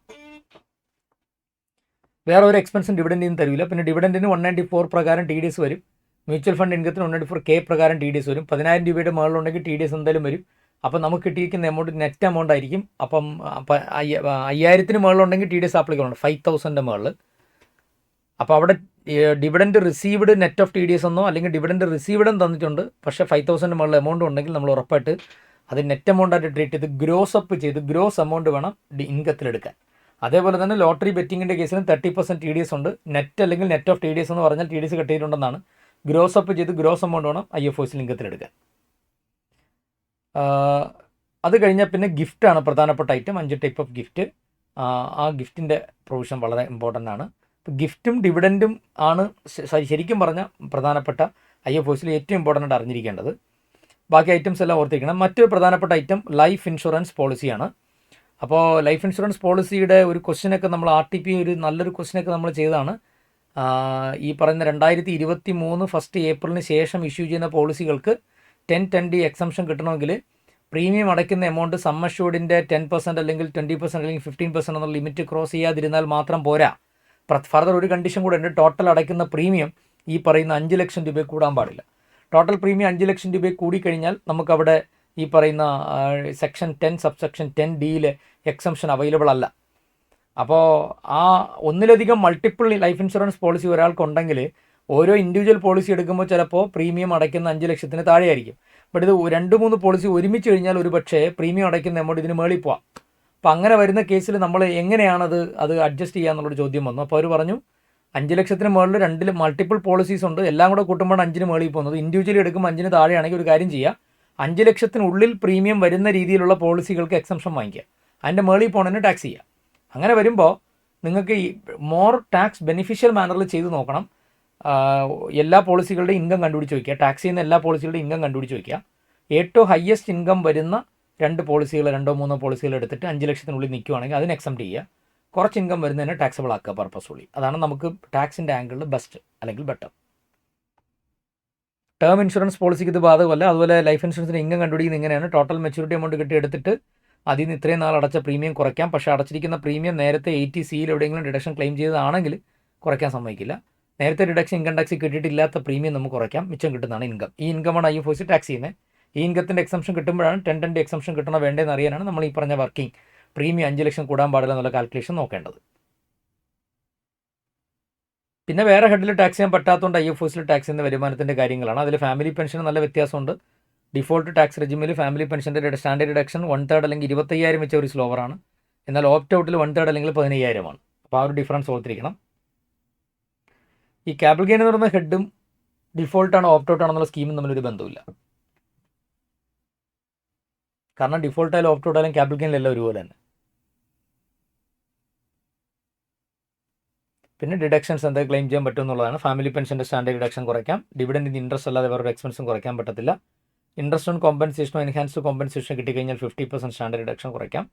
പിന്നെ ബിസിനസ് പെർമനൻ്റ്ലി നമ്മൾ ഡിസ്കണ്ടിന്യൂ ചെയ്തിട്ട് ബിസിനസ് അസറ്റ് വാടകയ്ക്ക് കൊടുത്തിട്ടുണ്ടെങ്കിൽ ബിസിനസ്സിൻ്റെ അസറ്റിൽ നിന്ന് കിട്ടുന്ന വാടകയ്ക്ക് അഗൻസ്റ്റ് നമുക്ക് 30, 31, 32 സെക്ഷൻസിലെ ഡിഡക്ഷൻസ് നമുക്ക് ക്ലെയിം ചെയ്യാൻ പറ്റും. 57 ഡിസലവൻസ് ആണ്, വളരെ കുറച്ചേ ഉള്ളൂ, നോക്കിയിരിക്കണം. IFOs ഇത്രയുമാണ്. പിന്നെ കുറച്ച് എക്സംഷൻസ്, പ്രധാനപ്പെട്ട എക്സംഷൻസ് നമ്മൾ അറിഞ്ഞിരിക്കണം, എക്സാമിന് ചോദിക്കുന്നത്.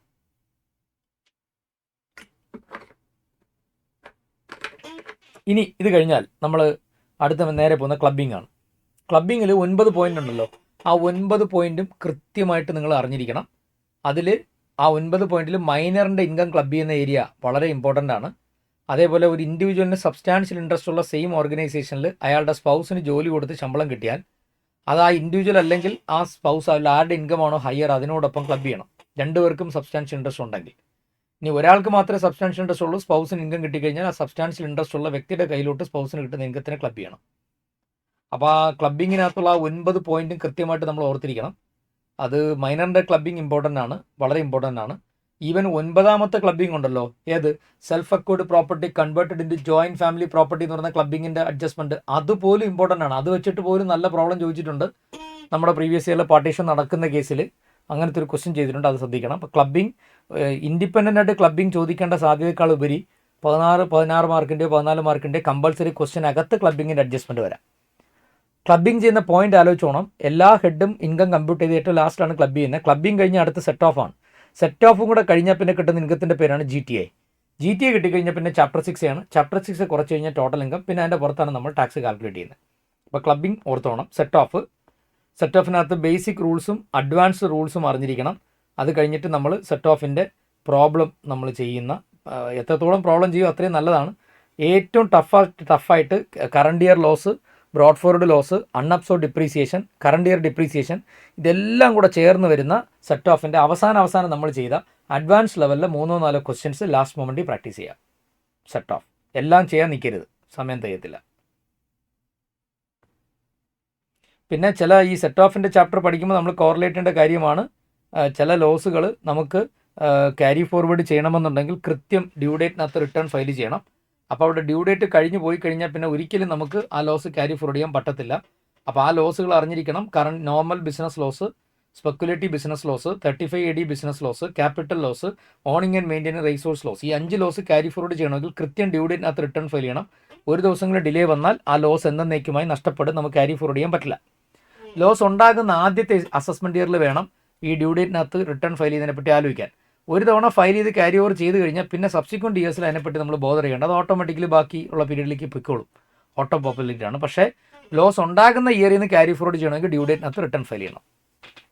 പിന്നെ ഓർഡർ ഓഫ് സെറ്റ് ഓഫ്, എപ്പോഴും സെറ്റ് ഓഫ് ചെയ്യുമ്പോൾ ആദ്യം നമ്മൾ കുറയ്ക്കേണ്ടത് കറണ്ട് ഇയർ ഡിപ്രീസിയേഷനാണ്. അത് കഴിഞ്ഞാൽ കറണ്ട് ഇയറിൽ തന്നെ വേറെ ബിസിനസ്സിലെ നഷ്ടമാണ്.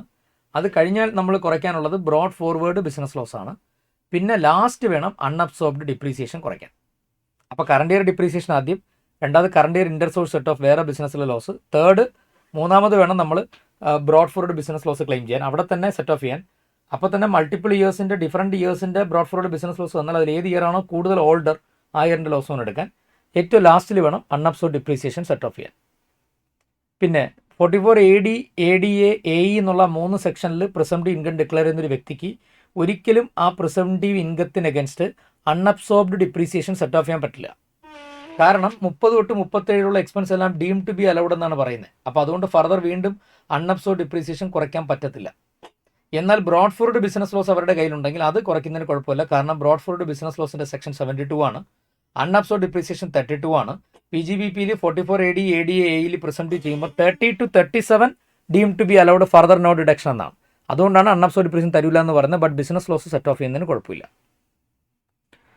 സെറ്റ് ഓഫിൽ റീസെൻ്റ് ആയിട്ടുള്ള മറ്റൊരു ട്രെൻഡാണ് ഫോറിൻ ബിസിനസ് ഇൻകം അസസിയുടെ status resident and ordinary resident ആണെങ്കിൽ foreign business income India tax ചെയ്യുമല്ലോ. അപ്പോൾ വാട്ട് അബൌട്ട് ഫോറിൻ ലോസസ്? അസസിയുടെ സ്റ്റാറ്റസ് ROR ആണെങ്കിൽ ഫോറിൻ ലോസ് ഇന്ത്യയെ കൊണ്ടും സെറ്റ് ഓഫ് ചെയ്യാം. The word income includes loss also എന്നാണല്ലോ. അപ്പോൾ ഫോറിൻ ഇൻകം മാത്രമല്ല, ഫോറിൻ ലോസ് ഉണ്ടെങ്കിൽ ആ ഫോറിൻ ലോസ് ഇവിടെ എടുക്കാം, എന്നിട്ട് ഇവിടെ ഉള്ള ഇതുമായിട്ട് നിങ്ങൾക്ക് സെറ്റ് ഓഫ് ചെയ്യാം, ഒരു കുഴപ്പമില്ല. അപ്പോൾ ഇൻകം ഇൻക്ലൂഡ്സ് ലോസ് ഓൾസോ എന്ന് പറയുന്നതുകൊണ്ട് ഫോറിൻ ഇൻകത്തിനെടുത്ത് ഇവിടെയുള്ള ഫോറിൻ ലോസിനെ കൊണ്ടുവന്ന് ഇവിടെ സെറ്റ് ഓഫ് ചെയ്യാം, ഒരു പ്രശ്നമില്ല. പക്ഷേ status resident but not ordinary resident ആണെങ്കിൽ 2 ഫോറിൻ ലോസ് മാത്രമേ എടുക്കാൻ പറ്റൂ. ഒന്ന് foreign business if the business is controlled in India, 2 foreign professional income if the profession is set off in India. ആ 2 കേസിൽ മാത്രം ഫോറിൻ ലോസ് ഇവിടെ എടുക്കാം. RBNOR ആണെങ്കിൽ. ROR ആണെങ്കിൽ എല്ലാ ഫോറിൻ ലോസും ഇവിടെ എടുക്കാം. നമ്മൾ ഇൻകം ടാക്സിൽ എടുക്കാൻ പറ്റുന്ന എല്ലാ ലോസും നമുക്ക് കൊണ്ടുവരാം. അതേപോലെ സെറ്റ് ഓഫും കാര്യങ്ങളെല്ലാം ചെയ്യാം. സ്റ്റാറ്റസ് നോൺ റെസിഡന്റ് ആണെങ്കിൽ ഇന്ത്യൻ ഇൻകം മാത്രമേ ടാക്സ് ചെയ്യൂ. അപ്പോൾ ഇന്ത്യൻ ലോസ് മാത്രമേ എടുക്കാൻ പറ്റൂ, ഫോറിൻ ലോസ് ഒന്നും എടുക്കാൻ പറ്റില്ല. പിന്നെ നമുക്കറിയാം ചാപ്റ്റർ 6A റിഡക്ഷൻ ആണ്. അപ്പോൾ അതിൻ്റെ ബേസിക് ആയിട്ടുള്ള കുറച്ച് കാര്യങ്ങളൊക്കെ ഉണ്ട്. ഫ്ലാറ്റ് റേറ്റിൽ ടാക്സ് ചെയ്യുന്ന ഇൻകത്തിൽ നിന്നൊന്നും ചാപ്റ്റർ 6A റിഡക്ഷൻ കിട്ടത്തില്ല. അതുപോലെ ചാപ്റ്റർ 6ൽ ഹെഡിങ് C എന്ന് പറയുന്ന റിഡക്ഷൻസ് കിട്ടണമെന്നുണ്ടെങ്കിൽ കൃത്യം ഡ്യൂ ഡേറ്റിനകത്ത് റിട്ടേൺ ഫയൽ ചെയ്യണം. ആ റിട്ടേണിനകത്ത് ക്ലെയിം ചെയ്യണം. എന്നാലേ ചാപ്റ്റർ 6 ഹെഡിങ് Cയിൽ റിഡക്ഷൻസ് കിട്ടത്തുള്ളൂ. പിന്നെ ഫ്ലാറ്റ് റേറ്റ് ടാക്സ് ഇൻകത്തിൽ നിന്ന് കിട്ടത്തില്ല. പിന്നെ ചാപ്റ്റർ 6Aയിലെ ഹെഡിങ് Cക്കകത്ത് വരുന്ന റിഡക്ഷൻസ് ആരെങ്കിലും ക്ലെയിം ചെയ്താൽ ആ ഹെഡിങ് Cയിലെ റിഡക്ഷൻസ് ക്ലെയിം ചെയ്യുന്ന വ്യക്തി AMT അഥവാ ഓൾട്ടർനേറ്റ് മിനിമം ടാക്സ് കൊടുക്കേണ്ടി വരും. 35AD അതേപോലെ നമ്മുടെ 10AA സ്പെഷ്യൽ എക്കണോമിക് സോൺ പിന്നെ ഹെഡിങ് C ഇത് 3 ക്ലെയിം ചെയ്യുന്നവർക്കാണ് ഈ പറയുന്ന AMT എന്ന് പറയുന്ന ലൈബിലിറ്റി വരിക. JJAA എന്നുള്ള ചാപ്റ്റർ 6A വളരെ ഇമ്പോർട്ടൻ്റ് ആണ്, ശ്രദ്ധിച്ചിരിക്കണം. JJAA ബാക്കി നമ്മൾ സെക്ഷൻസ് ഒക്കെ ഡീറ്റെയിൽ ആയിട്ട് നമ്മൾ നോക്കിയാണ്. ചാപ്റ്റർ 6A നോക്കിയിരിക്കണം, ഇമ്പോർട്ടൻ്റ് ആണ് ചാപ്റ്റർ 6A. ഡിഫോൾട്ടുകാർക്ക് ചാപ്റ്റർ 6കകത്ത് 3 റിഡക്ഷൻസേ കിട്ടുള്ളൂ. അത് നമുക്കറിയാം. ഒന്ന് 80CCD subsection 2 employer's contribution to NPS, മറ്റൊന്ന് നമ്മുടെ 80CCH2 Agniveer corpus fund contribution by government, 80JJAA additional employee cost. ഈ 3 റിഡക്ഷൻസ് മാത്രമേ ഡീഫോൾട്ട് ടാക്സ് റെജിമുള്ളവർക്ക് കിട്ടത്തുള്ളൂ. വേറെ ഒരു ചാപ്റ്റർ 6Aയും ഡിഫോൾട്ടർ കിട്ടത്തില്ല. എന്നാൽ ഓപ്റ്റ് ഔട്ടവർക്ക് എല്ലാ ചാപ്റ്റർ 6Aയും പോസിബിൾ ആണ്. ലാസ്റ്റ് മൊമെൻറ്റ് എക്സാം ഹോളിൽ കയറുന്നതിന് മുമ്പ് ഈ സമ്മറിയൊക്കെ നോക്കിയിട്ട് പോകണം. എല്ലാ സെക്ഷൻസിൻ്റെ ഒരു മൈക്രോ സമ്മറി ടേബിൾ അടിച്ച് നമ്മുടെ നോട്ടിലുണ്ട്. ഇത് ലാസ്റ്റ് മൊമെൻറ്റ് കയറുന്നതിന് മുമ്പ് നോക്കിയിട്ട് വേണം. അതിന് വേണ്ടിയാണ് ആ സാധനം ഉണ്ടാക്കി തന്നിരിക്കുന്നത്. പിന്നെ നമുക്കറിയാം TDS ആണ്. TDSനകത്ത് നമ്മുടെ ട്രഡീഷണൽ ആയിട്ടുള്ള ഏരിയാസ് നോക്കുവാണെങ്കിൽ എന്ന് വെച്ചാൽ പണ്ട് തൊട്ടേ പരീക്ഷയ്ക്ക് സ്ഥിരം ചോദിച്ചുകൊണ്ടിരിക്കുന്ന ഏരിയ പറയുകയാണെങ്കിൽ 192 സാലറി ചോദിക്കാറുള്ളതാണ്, 194A ചോദിക്കാറുള്ളതാണ്, C ചോദിക്കാറുള്ളതാണ്, H, IA, പിന്നെ J, പിന്നെ 194P, പിന്നെ Q. ഇത്രയുമാണ് സ്ഥിരം ചോദിച്ചുകൊണ്ടിരിക്കുന്നത്, അല്ലെങ്കിൽ പൊതുവിൽ ഇമ്പോർട്ടൻ്റ് എന്ന് പറയുന്നത്. പിന്നെ റീസെൻ്റായിട്ട് ഇവിടെ ഇതിനകത്ത് എന്ന് വെച്ചാൽ അധികം പഴക്കമില്ലാത്ത TDSൻ്റെ സെക്ഷൻസ് ഒന്ന് 194BA.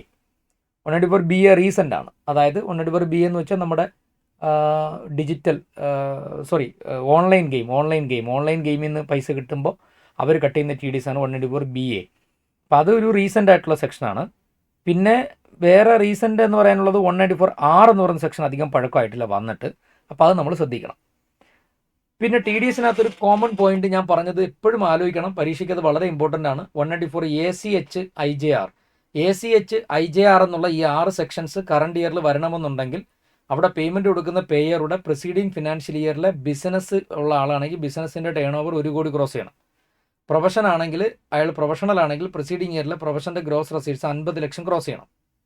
ഇനി ബിസിനസ്സും പ്രൊഫഷനും കൂടി ഉള്ള ആളാണെങ്കിൽ ഇൻഡിവിജ്വലി തന്നെ ഈ ലിമിറ്റ് നോക്കണം. രണ്ടും കൂടെ കമ്പയർ ചെയ്യാനൊന്നും പറ്റത്തില്ല. ബിസിനസ്സിൻ്റെ ടേൺ ഓവറും പ്രൊഫഷൻ്റെ റെസീറ്റും കൂടെ എടുത്ത് കമ്പയർ ചെയ്യാൻ പറഞ്ഞിട്ടില്ല, അങ്ങനെ പറ്റില്ല. ബിസിനസ് ഉണ്ടെങ്കിൽ ബിസിനസ്സിൻ്റെ ടേൺ 1 കോടി കഴിയണം, പ്രൊഫഷൻ ഉണ്ടെങ്കിൽ പ്രൊഫഷൻ്റെ ഗ്രോസ് റെസീറ്റ്സ് 50 ലക്ഷം കഴിയണം. ഇത് രണ്ടും ഉണ്ടെങ്കിൽ രണ്ടിലും ഓരോന്നിൽ ഇതിൽ എവിടെയെങ്കിലും ഒരിടത്ത് ലിമിറ്റ് ക്രോസ് ചെയ്യണം. എന്നാലേ ഈ 6 സെക്ഷൻസ് വരികയുള്ളൂ. ACH IJR ഇത് വളരെ ഇമ്പോർട്ടൻറ്റ് പോയിൻ്റാണ്. മറ്റൊന്ന് സാലറിയുടെ TDS ഡിഡക്ട് ചെയ്യുന്ന സമയത്ത് നമ്മൾ സെസ്സും കൂടെ ചേർത്ത് കട്ട് ചെയ്യണം. അതുപോലെ നോൺ റെസിഡൻറ്റിന് പേയ്മെൻറ്റ് കൊടുക്കുമ്പോൾ TDS ഡിഡക്ട് ചെയ്യേണ്ടി വരുന്ന കേസിൽ നമ്മൾ സെസ് ഉൾപ്പെടെ കട്ട് ചെയ്യണം. ബാക്കി ഒരു കേസിന് സെസ് എടുക്കരുത്. വെറും ബേസിക് ആയിട്ടുള്ള TDSൻ്റെ റേറ്റ് മാത്രമേ കട്ട് ചെയ്യാവൂ. സെസ് അതിൻ്റെ പുറത്ത് അപ്ലൈ ചെയ്യാൻ പാടില്ല. പിന്നെ 194Cയിലും Hലും Jയിലും purely personal purpose of individual and HF ഈ പറയുന്ന പേയ്മെൻറ്റ് കൊടുക്കുകയാണെങ്കിൽ TDS ആപ്ലിക്കബിൾ അല്ലെന്നാണ് പറയുന്നത്. Cയും Hയും Jയും. പക്ഷേ ആ 3 കേസിൽ ആ പേഴ്സണൽ പർപ്പസിന് കൊടുക്കുന്ന കോൺട്രാക്ട് പേയ്മെൻറ്റ് അല്ലെങ്കിൽ കമ്മീഷൻ അല്ലെങ്കിൽ പ്രൊഫഷണൽ പേയ്മെൻറ്റ് 50 ലക്ഷം എക്സീഡ് ചെയ്താൽ ട്രിഗർ ചെയ്യും. ആ ഒരു പോയിന്റ് നമ്മൾ ഓർത്തിരിക്കണം.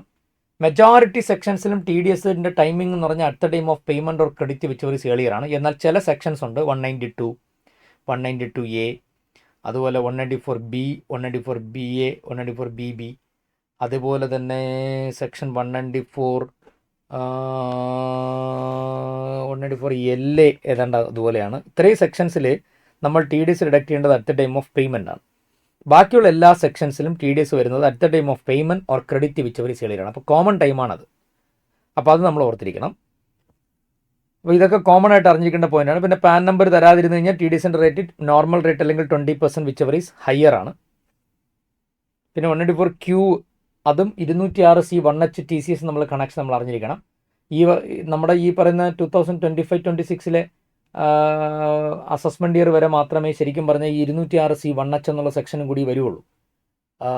2026 മുതൽ അവിടെ നിന്ന് അങ്ങോട്ട്, അതായത് അടുത്ത 2026 മെയ് എക്സാം മുതൽ നമുക്കത് പഠിക്കേണ്ടി വരില്ല. കാരണം 206 പിന്നെ 1H 206C1H എന്നുള്ള TCS അബോളിഷ് ചെയ്തു. നമ്മുടെ പരീക്ഷയ്ക്കുണ്ട്, നമ്മളതുകൊണ്ട് അത് പഠിക്കണം. 194Qവും 206C1H കൂടെ കണക്ട് ചെയ്തായിരിക്കും ചോദിക്കുക. അങ്ങനത്തെ ക്വസ്റ്റ്യൻസ് നമ്മൾ ചെയ്തിട്ടുണ്ട്. ഗുപ്തയോ അഗർവാൾ എന്നൊക്കെ പറഞ്ഞ് ക്വസ്റ്റ്യനൊക്കെ ചെയ്തിട്ടുണ്ട്. അതുപോലെ 194P അവർ ചോദിക്കാൻ ചാൻസ് ഉള്ള മറ്റൊരു നല്ല ക്വസ്റ്റ്യനാണ്. 194Pയുടെ പ്രത്യേകത എന്ന് വെച്ചാൽ അത് ഈ പറയുന്ന സീനിയർ സിറ്റിസൺ 75 വയസ്സോ അതിന് മുകളിലായ സീനിയർ സിറ്റിസൻ്റെ കഥയാണ് പറയുന്നത്.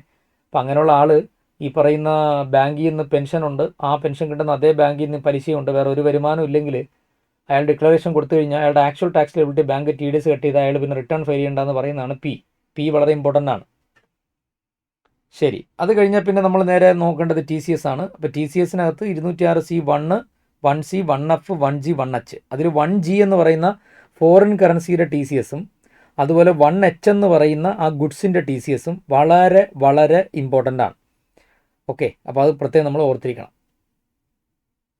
ഇനി നമ്മൾ TDSും TCSും കഴിഞ്ഞാൽ പിന്നെ അഡ്വാൻസ് ടാക്സിനെ പറ്റി നമ്മൾ പറഞ്ഞിരുന്നു. 10,000 രൂപയുടെ മുകളിൽ ടാക്സ് ലൈബിലിറ്റി വരാൻ ചാൻസ് ഉള്ള എല്ലാവരും നിർബന്ധമായിട്ടും അഡ്വാൻസ് ടാക്സ് അടയ്ക്കണം. 4 ഇൻസ്റ്റാൾമെൻറ്റ്. പ്രിസംപ്റ്റീവിലുള്ള ആൾക്കാർക്ക് ADA പ്രിസംപ്റ്റീവുകാരാണെങ്കിൽ ആദ്യത്തെ 3 ഇൻസ്റ്റാൾമെൻറ്റ് അടയ്ക്കേണ്ട, 4ാമത്തെ ഇൻസ്റ്റാൾമെൻറ്റ് മാർച്ച് 15 അടച്ചാൽ മതി. ഇൻസ്റ്റാൾമെൻറ്റ് ഓർത്തിരിക്കണം. First instalment June 15 15% of advance tax, പിന്നെ അടുത്തത് സെപ്റ്റംബർ 15 ദാറ്റ് ഈസ് 45%, പിന്നെ ഡിസംബർ 15 75%, മാർച്ച് 15 അല്ലെങ്കിൽ മാർച്ച് 31 മുമ്പ് 100%. ADA പ്രിസംപ്റ്റീവിലുള്ള ആൾക്കാർക്ക് ആദ്യത്തെ 3 ഇൻസ്റ്റാൾമെൻറ്റ് വേണ്ട, 4ാമത്തെ ഇൻസ്റ്റാൾമെൻറ്റ് മാത്രം മതി. AEയിലുള്ള ആൾക്കാർക്ക് എല്ലാ ഇൻസ്റ്റാൾമെൻറ്റും വേണം. അപ്പോൾ ഇതാണ് നമ്മുടെ പിന്നെ ടാക്സിൻ്റെ ഈ പറയുന്ന അഡ്വാൻസ് ടാക്സിൻ്റെ പ്രൊവിഷൻ. പിന്നെ ചില ഇൻകം എസ്റ്റിമേറ്റ് ചെയ്യാൻ പറ്റില്ല, അതുകൊണ്ട് ആ ഇൻകത്തിന് അഡ്വാൻസ് ടാക്സ് അന്നേരം അടയ്ക്കാൻ പറ്റത്തില്ല.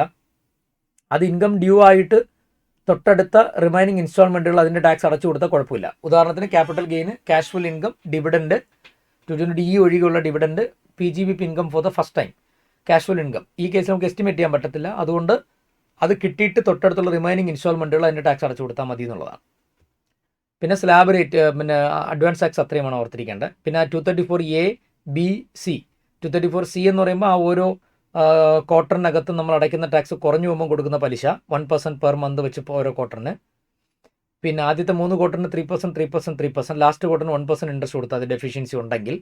234B എന്ന് പറഞ്ഞാൽ പ്രീവിയസ് ഇയറിലെ 4 ഇൻസ്റ്റാൾമെൻറ്റിലും കൂടി നമ്മൾ അടച്ച ടോട്ടൽ അഡ്വാൻസ് ടാക്സ് ശരിക്കും അടയ്ക്കേണ്ട അഡ്വാൻസ് ടാക്സിൻ്റെ പിന്നെ 90% താഴെ വന്നിടുവാണെങ്കിൽ അവിടെ നമ്മൾ അടയ്ക്കുന്ന ഇൻട്രസ്റ്റ് ഡെഫിഷ്യൻസിക്ക് അടയ്ക്കേണ്ടതാണ് ഈ പറയുന്ന 234B എന്ന് പറയുന്ന ഇൻട്രസ്റ്റ്. 234A എന്ന് പറഞ്ഞാൽ ഡ്യൂ ഡേറ്റിനകത്ത് റിട്ടേൺ ഫയൽ ചെയ്യേണ്ട ആൾ ഡ്യൂ ഡേറ്റിനകത്ത് റിട്ടേൺ ഫയൽ ചെയ്യാതിരുന്നാൽ ഡിലേ വരുന്ന പീരീഡിൽ കൊടുക്കുന്ന ഇൻട്രസ്റ്റ് ആണ് 234A. നമ്മൾ അതിൻ്റെ ഒരു പ്രോബ്ലം ചെയ്തിട്ടുണ്ട്, ഒരു പ്രോബ്ലം ചെയ്തിട്ടുള്ള അഡ്വാൻസ് ടാക്സിനകത്ത്, അത് മതി, അത് ഓർത്തിരിക്കണം. പിന്നെ അത് കഴിഞ്ഞാൽ ഈ പറയുന്ന സ്ലാബ് റേറ്റ് ആണ്. നമ്മുടെ നോർമൽ ഓപ്റ്റ് ഔട്ടിൻ്റെ കേസിൽ ബേസിക് എക്സംഷൻ 2.5 ലക്ഷമാണ്. റെസിഡൻറ്റ് സീനിയർ സിറ്റിസൺ നമുക്കറിയാം 3 lakh ആണ്. വെരി സീനിയർ സിറ്റിസൺ 5 lakh ആണ്. പിന്നെ ഡിഫോൾട്ടിനകത്ത് വരുമ്പോഴത്തേക്കും പിന്നെ നമ്മുടെ എന്താ പറയുക ടാക്സ് റേറ്റ് വരുന്നത് ഡിഫോൾട്ടിനകത്ത് അപ് ടു ആദ്യത്തെ സ്ലാബ് എന്ന് പറഞ്ഞാൽ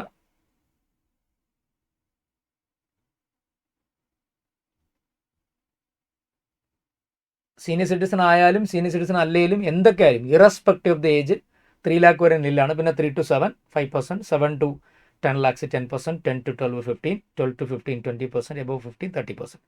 എപ്പോഴും മൾട്ടിപ്പിൾ ചോയ്സ് ക്വസ്റ്റ്യൻസ് ഒക്കെ ചെയ്യുന്ന സമയത്ത് കമ്പ്യൂട്ടേഷനും സമയ ലാഭത്തിനും എളുപ്പത്തിന് ഓർത്തിരിക്കണം. 15 ലക്ഷം രൂപ വരെ ഡിഫോൾട്ട് ടാക്സ് റെജിമിലെ ഇൻകത്തിന് ടാക്സ് കാൽക്കുലേറ്റ് ചെയ്ത് 1,40,000 ആയിരിക്കും ടാക്സ്. 15 മുകളിലോട്ടാണെങ്കിൽ 30%. പിന്നെ ഡിഫോൾട്ടുകാർക്ക് AMT ആപ്ലിക്കബിൾ അല്ല, അതൊരു വലിയ അഡ്വാൻറ്റേജ് ആണ്. AMT ആർക്കാണ് ആപ്ലിക്കബിൾ ആവണമെന്ന് അറിഞ്ഞിരിക്കണം, ഓപ്റ്റ് ഔട്ടിൽ മാത്രമാണ്. അവിടെയും എപ്പോഴാണ് ഇത് അറിയണമെന്ന് നമ്മൾ പറഞ്ഞിട്ടുണ്ട്. ദാറ്റ് ഈസ് അവിടെ അത് ആപ്ലിക്കബിൾ ആവുന്ന സിറ്റുവേഷൻ എന്ന് വെച്ചാൽ അവർ 10AA SEZന് ഡിഡക്ഷനോ അതല്ല എന്നുണ്ടെങ്കിൽ നമ്മുടെ ഈ പറയുന്ന 35AD ഡിഡക്ഷനോ അല്ലെങ്കിൽ ചാപ്റ്റർ 6 ഹെഡിങ്സിലെ ഡിഡക്ഷൻസോ ക്ലെയിം ചെയ്യുമ്പോഴാണ് AMT വരിക. പിന്നെ റിബേറ്റ് ഡിഫോൾട്ടിനകത്ത് നമുക്ക് 25,000 രൂപ വരെ റിബേറ്റ് എടുക്കാം.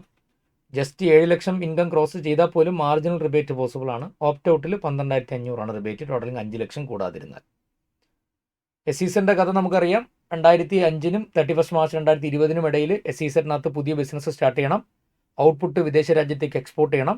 ആദ്യത്തെ 5 കൊല്ലം 100% ഓഫ് എക്സ്പോർട്ട് പ്രോഫിറ്റ് ഡിഡക്ഷൻ. 6ാമത്തെ കൊല്ലം തൊട്ട് 10ാമത്തെ കൊല്ലം വരെ 50% ഓഫ് എക്സ്പോർട്ട് പ്രോഫിറ്റ് ഡിഡക്ഷൻ. 11ാമത്തെ കൊല്ലം തൊട്ട് 15ാമത്തെ കൊല്ലം വരെ 50% of export profit or amount transport to SEZ reinvestment reserve account which is lower deduction. Profit of export profit, how we will compute, that is profit for the year into export turnover, profit from SEZ unit into export turnover of SEZ unit, numerator denominator total turnover of SEZ unit, we will get the export profit. അതിൻ്റെ പുറത്താണ് deduction നമ്മൾ compute ചെയ്യേണ്ടത്. പിന്നെ turn over എടുക്കുന്ന സമയത്ത് അതിനകത്തുനിന്ന് നമ്മൾ telecommunication charge, freight, transit insurance, delivery expense, incurred outside India should be reduced. AMD 10AA ക്ലെയിം ചെയ്യുന്ന അസസി ഡിഫോൾട്ട് ടാക്സ് റെജിം ആണെങ്കിൽ പിന്നെ 10AA ക്ലെയിം ചെയ്യാൻ പറ്റത്തില്ല. മാത്രമല്ല അവിടെ AMDയുടെ ചോദ്യം ഉദിക്കുന്നില്ല. ഓപ്റ്റ് ഔട്ടുകാർക്കാണ് AMD വരിക. അപ്പോൾ അവിടെ അവർ ചാപ്റ്റർ 6യുടെ ഹെഡിങ് സിയിലെ QQB, RRB, JJAA ഡിഡക്ഷൻസോ അല്ലെങ്കിൽ നമ്മുടെ 10AA ഡിഡക്ഷനോ അല്ലെങ്കിൽ PGPയിലെ 35D ഡിഡക്ഷനോ ഇതിലേതെങ്കിലും ഒരു ഡിഡക്ഷൻ ക്ലെയിം ചെയ്യുന്ന ആൾക്കാരുടെ ടാക്സ് ലയബിലിറ്റി കണ്ടുപിടിക്കുന്ന സമയത്ത് അവരുടെ normal tax compared with AMT which ഒരു ഹയർ പേ ചെയ്യണം. അവിടെ AMD കണ്ടുപിടിക്കുന്നത് total income computed as per the regular portions of the income tax എടുത്തിട്ട് അതിൻ്റെ കൂടെ 3 ഐറ്റം ഈ ക്ലെയിം ചെയ്ത 3 ഡിഡക്ഷൻസ് തിരിച്ച് ആഡ് ചെയ്യുക. അതിൽ 35D ഡിഡക്ഷൻ ഡയറക്റ്റ്ലി ആഡ് ചെയ്യരുത്. 35D ഡിഡക്ഷൻ ക്ലെയിം ചെയ്ത amount inner column less notional depreciation ബാക്കി എടുത്ത് ആഡ് ചെയ്യുക. പിന്നെ 10AA ഡിഡക്ഷൻ ക്ലെയിം ചെയ്ത് ഡയറക്റ്റ് ആഡ് ചെയ്യുക. QQB, RRB, JJAA ഉണ്ടെങ്കിൽ അതും ക്ലെയിം ചെയ്ത ഫിഗർ ഡയറക്റ്റ്ലി ആഡ് ചെയ്യുക. അപ്പോൾ നമുക്ക് കിട്ടുന്ന അഡ്ജസ്റ്റഡ് ടോട്ടൽ ഇൻകം അതിൻ്റെ മണ്ടയ്ക്ക് 18.5% ആണ് AMT. അഡ്ജസ്റ്റഡ് ടോട്ടൽ ഇൻകം 50 ലക്ഷമോ 1 കോടിയോ ഒക്കെ ക്രോസ് ചെയ്താൽ സർചാർജ് എടുക്കുക, സെസ് എടുക്കുക. അപ്പോൾ AMD 2 ടാക്സ് കിട്ടി, നോർമൽ ടാക്സും AMD വിച്ച് ഒരു higher is tax liability. AMD ഹയറും നോർമൽ ടാക്സ് കുറവും വന്നാൽ AMDയുടെ എക്സസ് പേ ചെയ്ത് AMD ക്രെഡിറ്റ് എടുക്കാം, 15 കൊല്ലം ക്യാരി ഓവർ ചെയ്യാം. സബ്സിക്വൻറ്റ് ഇയറിൽ നോർമൽ ടാക്സ് AMDയേക്കാളും കൂടുന്നത് എത്രയാണോ അപ്പോൾ മാത്രമേ അത് യൂസ് ചെയ്യാൻ പറ്റുള്ളൂ. പിന്നെ അരിയർ സാലറി കിട്ടുമ്പോൾ റിലീഫ് നമ്മൾ പഠിച്ചിട്ടുണ്ട്. ബ്ലാക്ക് മണിയെ പറ്റി ഡിസ്കസ് ചെയ്തായിരുന്നു. സർചാർജിനെ പറ്റി ഓർത്തിരിക്കണം. മാർജിനൽ റിലീഫിനെ പറ്റി ഓർത്തിരിക്കണം. സർചാർജ് ജസ്റ്റ് ആ ബ്രിമ്മിൽ നിൽക്കുന്നവർക്കാണ് മാർജിനൽ റിലീഫ് കിട്ടുക. പിന്നെ 10(6) നോൺ റെസിഡൻസിന് ചില സ്പെസിഫിക് എക്സംഷൻസ് ഉണ്ട്. അത് പുതിയതായിട്ട് സിലബസിൽ ആഡ് ചെയ്തതാണ്. അപ്പോൾ ആ ഏരിയയും നമ്മൾ ഓർത്തിരിക്കണം. നമ്മൾ ക്ലാസ്സിൽ ഡിസ്കസ് ചെയ്തിട്ടുള്ളതാണ്. ഇത്രയുമാണ് നമ്മുടെ മെയിനായിട്ട് റിട്ടേൺ ഒഴികെയുള്ള ബാക്കി ചാപ്റ്ററിൽ നമ്മൾ അറിഞ്ഞിരിക്കേണ്ടത്. റിട്ടേണിനകത്ത് എക്സാം പോയിന്റ് ഓഫ് വ്യൂവിൽ നിങ്ങൾ മെയിനായിട്ട് ശ്രദ്ധിക്കേണ്ട പോയിന്റ്സ് അല്ലെങ്കിൽ മെയിനായിട്ട് ശ്രദ്ധിക്കേണ്ട സെക്ഷൻസ്, ഒന്ന് ഈ 139 1, 3, 4, 5 വരെ. ഓക്കെ. പിന്നെ അപ്ഡേറ്റഡ് റിട്ടേൺ. ശരിക്കും പറഞ്ഞാൽ ഇതിൽ ഇത്രയുമാണ് മെയിൻ ഏരിയ. ഈ അപ്ഡേറ്റഡ് റിട്ടേണിനെ കണക്ട് ചെയ്ത് വരുന്നതാണ് 140B. ഈ 139A PAN, 139AA Aadhaar, TRP, verification, self assessment, ഇത്രയും പെട്ടെന്ന് ഓടിച്ചങ്ങ് വായിച്ചു വിട്ടേച്ചാൽ മതി. മെയിൻ ഏറ്റവും ഇമ്പോർട്ടൻറ്റ് ശരിക്കും പറഞ്ഞാൽ അപ്ഡേറ്റഡ് റിട്ടേൺ വളരെ ഇമ്പോർട്ടൻ്റ് ആണ്. 139A അവിടെ അപ്ഡേറ്റ് റിട്ടേണിൻ്റെ ടൈം പീരീഡ് അറിയാമല്ലോ. Maximum 24 months from the end of the relevant assessment ഇയറാണ് നമുക്ക് അപ്ഡേറ്റ് റിട്ടേൺ ഫയൽ ചെയ്യാൻ പറ്റുക. അതിൽ തന്നെ ആദ്യത്തെ 24 months നമ്മൾ ഫയൽ ചെയ്യുകയാണെന്നുണ്ടെങ്കിൽ 25% ഓഫ് അഡീഷണൽ ടാക്സും പ്ലസ് ഇൻട്രസ്റ്റിൻ്റെ 25% എക്സ്ട്രാ അടച്ചാൽ മതി. ഫസ്റ്റ് 12 months അല്ല, അടുത്ത 12 monthsലാണ് നമ്മൾ അടയ്ക്കുന്നുണ്ടെങ്കിൽ അവർ പറഞ്ഞിരിക്കുന്നത് നമ്മൾ 50% അടയ്ക്കണമെന്നാണ്. അപ്പോൾ ആ 139(8)യിലെ അപ്ഡേറ്റഡ് റിട്ടേണിൻ്റെ പേയ്മെൻറ്റുകൾ, ആ ടാക്സ് അടയ്ക്കുന്നതൊക്കെ വളരെ കെയർഫുൾ ആയിരിക്കണം. ആ ടാക്സിൻ്റെ കാൽക്കുലേഷനൊക്കെ നമ്മൾ ഓർത്തിരിക്കണം. അപ്ഡേറ്റഡ് റിട്ടേണിൻ്റെ ടാക്സ് പേയ്മെൻറ്റ് ഇത്രയുമാണ് മെയിനായിട്ട് നമ്മൾ ഓർത്തിരിക്കേണ്ടത്. കമ്പൾസറി ക്വസ്റ്റ്യൻസ് പ്രാക്ടീസ് ചെയ്യണം. കഴിയുമെങ്കിൽ ഓടിച്ചെങ്കിലും നിങ്ങൾ ആ ഇൻസ്റ്റിറ്റ്യൂട്ട് തന്നിരിക്കുന്ന കേസ് സെനാരിയോ പബ്ലിക്കേഷൻ ഉണ്ടല്ലോ, 25 കേസ് സെനാരിയോ ഉണ്ട് അതിനകത്ത്. വളരെ ബ്യൂട്ടിഫുൾ ആണ്. അതിനകത്ത് അങ്ങനെ മിസ്റ്റേക്സ് ഒന്നുമില്ല. അപ്പോൾ ആ 25 കേസ് സെനാരിയോ ഒന്ന് സോൾവ് ചെയ്ത് പ്രാക്ടീസ് ചെയ്ത് കഴിഞ്ഞാൽ ഒരു റിവിഷനും ആവും. പിന്നെ ചിലപ്പോൾ അതിൽ നിന്ന് തന്നെ കുറച്ച് MCQs കിട്ടുകയും ചെയ്യും. പിന്നെ പാനിക് ആവരുത്. എക്സാമിനേഷന് 15 മിനിറ്റ് കൂളിംഗ് പീരീഡ് ഉണ്ട്. ടൈം മാനേജ്മെൻറ്റ് ഒരു ഭയങ്കര വിഷയമാണ്. കാരണം 50 മാർക്കിൻ്റെ ഇൻകം ടാക്സും 50 മാർക്കിൻ്റെ GSTയും കൂടെ ചേർത്ത് 100 മാർക്ക് എന്ന് പറഞ്ഞാൽ 3 മണിക്കൂർ തികയില്ല. ഇനഫ് അല്ല ശരിക്കും പറഞ്ഞാൽ. അപ്പോൾ വളരെ സ്പീഡിൽ എഴുതണം. പ്രോബ്ലം ഒക്കെ ചെയ്യുമ്പം നോട്ടുകൾ അവിടെ തന്നെ എഴുതി പോകാൻ ശ്രമിക്കുക. കാരണം പിന്നീട് തിരിച്ചു വന്ന് നോട്ട് എഴുതേണ്ട സമയം കിട്ടത്തുമില്ല. ചിലപ്പോൾ നമ്മൾ മറന്നും പോകും.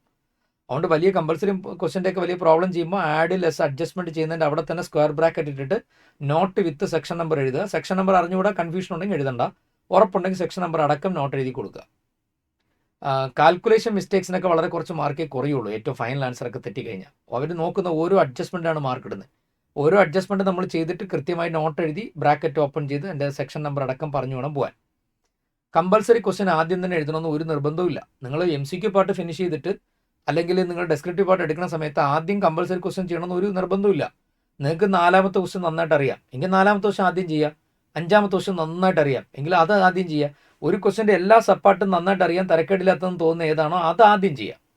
അങ്ങനെ നല്ലൊരു ഇമ്പ്രഷൻ ഉണ്ടാക്കിയിട്ട് മാത്രം കമ്പൽസറി ചെയ്താൽ മതി. കമ്പൽസറി ചെയ്തിരിക്കണം, അത് ആദ്യം തന്നെ ചെയ്യണമെന്ന് നിർബന്ധമില്ലെന്നാണ് ഞാൻ ഈ പറയണത്.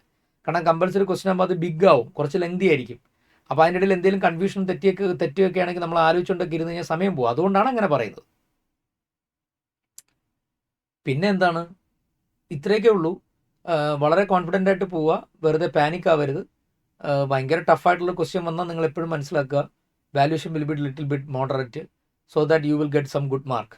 പരീക്ഷ ഭയങ്കര എളുപ്പമാണെങ്കിൽ ഹോളിൽ വളരെ കെയർഫുൾ ആയിരിക്കണം. എക്സാം ഭയങ്കര എളുപ്പമാണെങ്കിൽ, ക്വസ്റ്റ്യൻ പേപ്പർ ഈസി ആണെങ്കിൽ you should be very careful. Tight valuation ആയിരിക്കും. ചെറിയ തെറ്റിന് പോലും വലിയ വില കൊടുക്കേണ്ടി വരും, വലിയ വില. ക്വസ്റ്റ്യൻ ഒരു എബോ ആവറേജ് ആണ്. ടഫാണെങ്കിൽ നമ്മൾ രക്ഷപ്പെട്ടു. കാരണം ടഫായിരിക്കും, നമുക്ക് അത്ര സന്തോഷമൊന്നും തോന്നത്തില്ല, പക്ഷെ കുറച്ചുകൂടെ മാർക്ക് കിട്ടാൻ ചാൻസ് കൂടുതൽ ആ അറ്റംപ്റ്റിലാണ്. അപ്പോൾ അതുകൊണ്ട് നിങ്ങൾ എല്ലാം എക്സ്പെക്ട് ചെയ്യണം. പ്രിപ്പയർ ചെയ്യുമ്പോൾ മാക്സിമം നന്നായിട്ട് പ്രിപ്പയർ ചെയ്ത് തന്നെ പോവുക. ലാസ്റ്റ് മൊമെൻറ്റിൽ ഓടിച്ച് നോക്കുക. അവസാനം ലാസ്റ്റ് ഹോളിൽ കയറുന്നതിന് മുമ്പ് എന്താ പറയുക, നമുക്ക് പെട്ടെന്ന് എന്തെങ്കിലും ഡൗട്ട് വരുന്നത് ആ ഏരിയ മാത്രം മറിച്ച് നോക്കുക. ഫുള്ള് നോക്കാൻ നിൽക്കരുത്. കൂളായിട്ട് കയറുക. കഴിയുന്നതും ഹോളിൽ കയറുന്നതിനും 10-20 മിനിറ്റ് മുമ്പെങ്കിലും എല്ലാം മാറ്റി വയ്ക്കുക.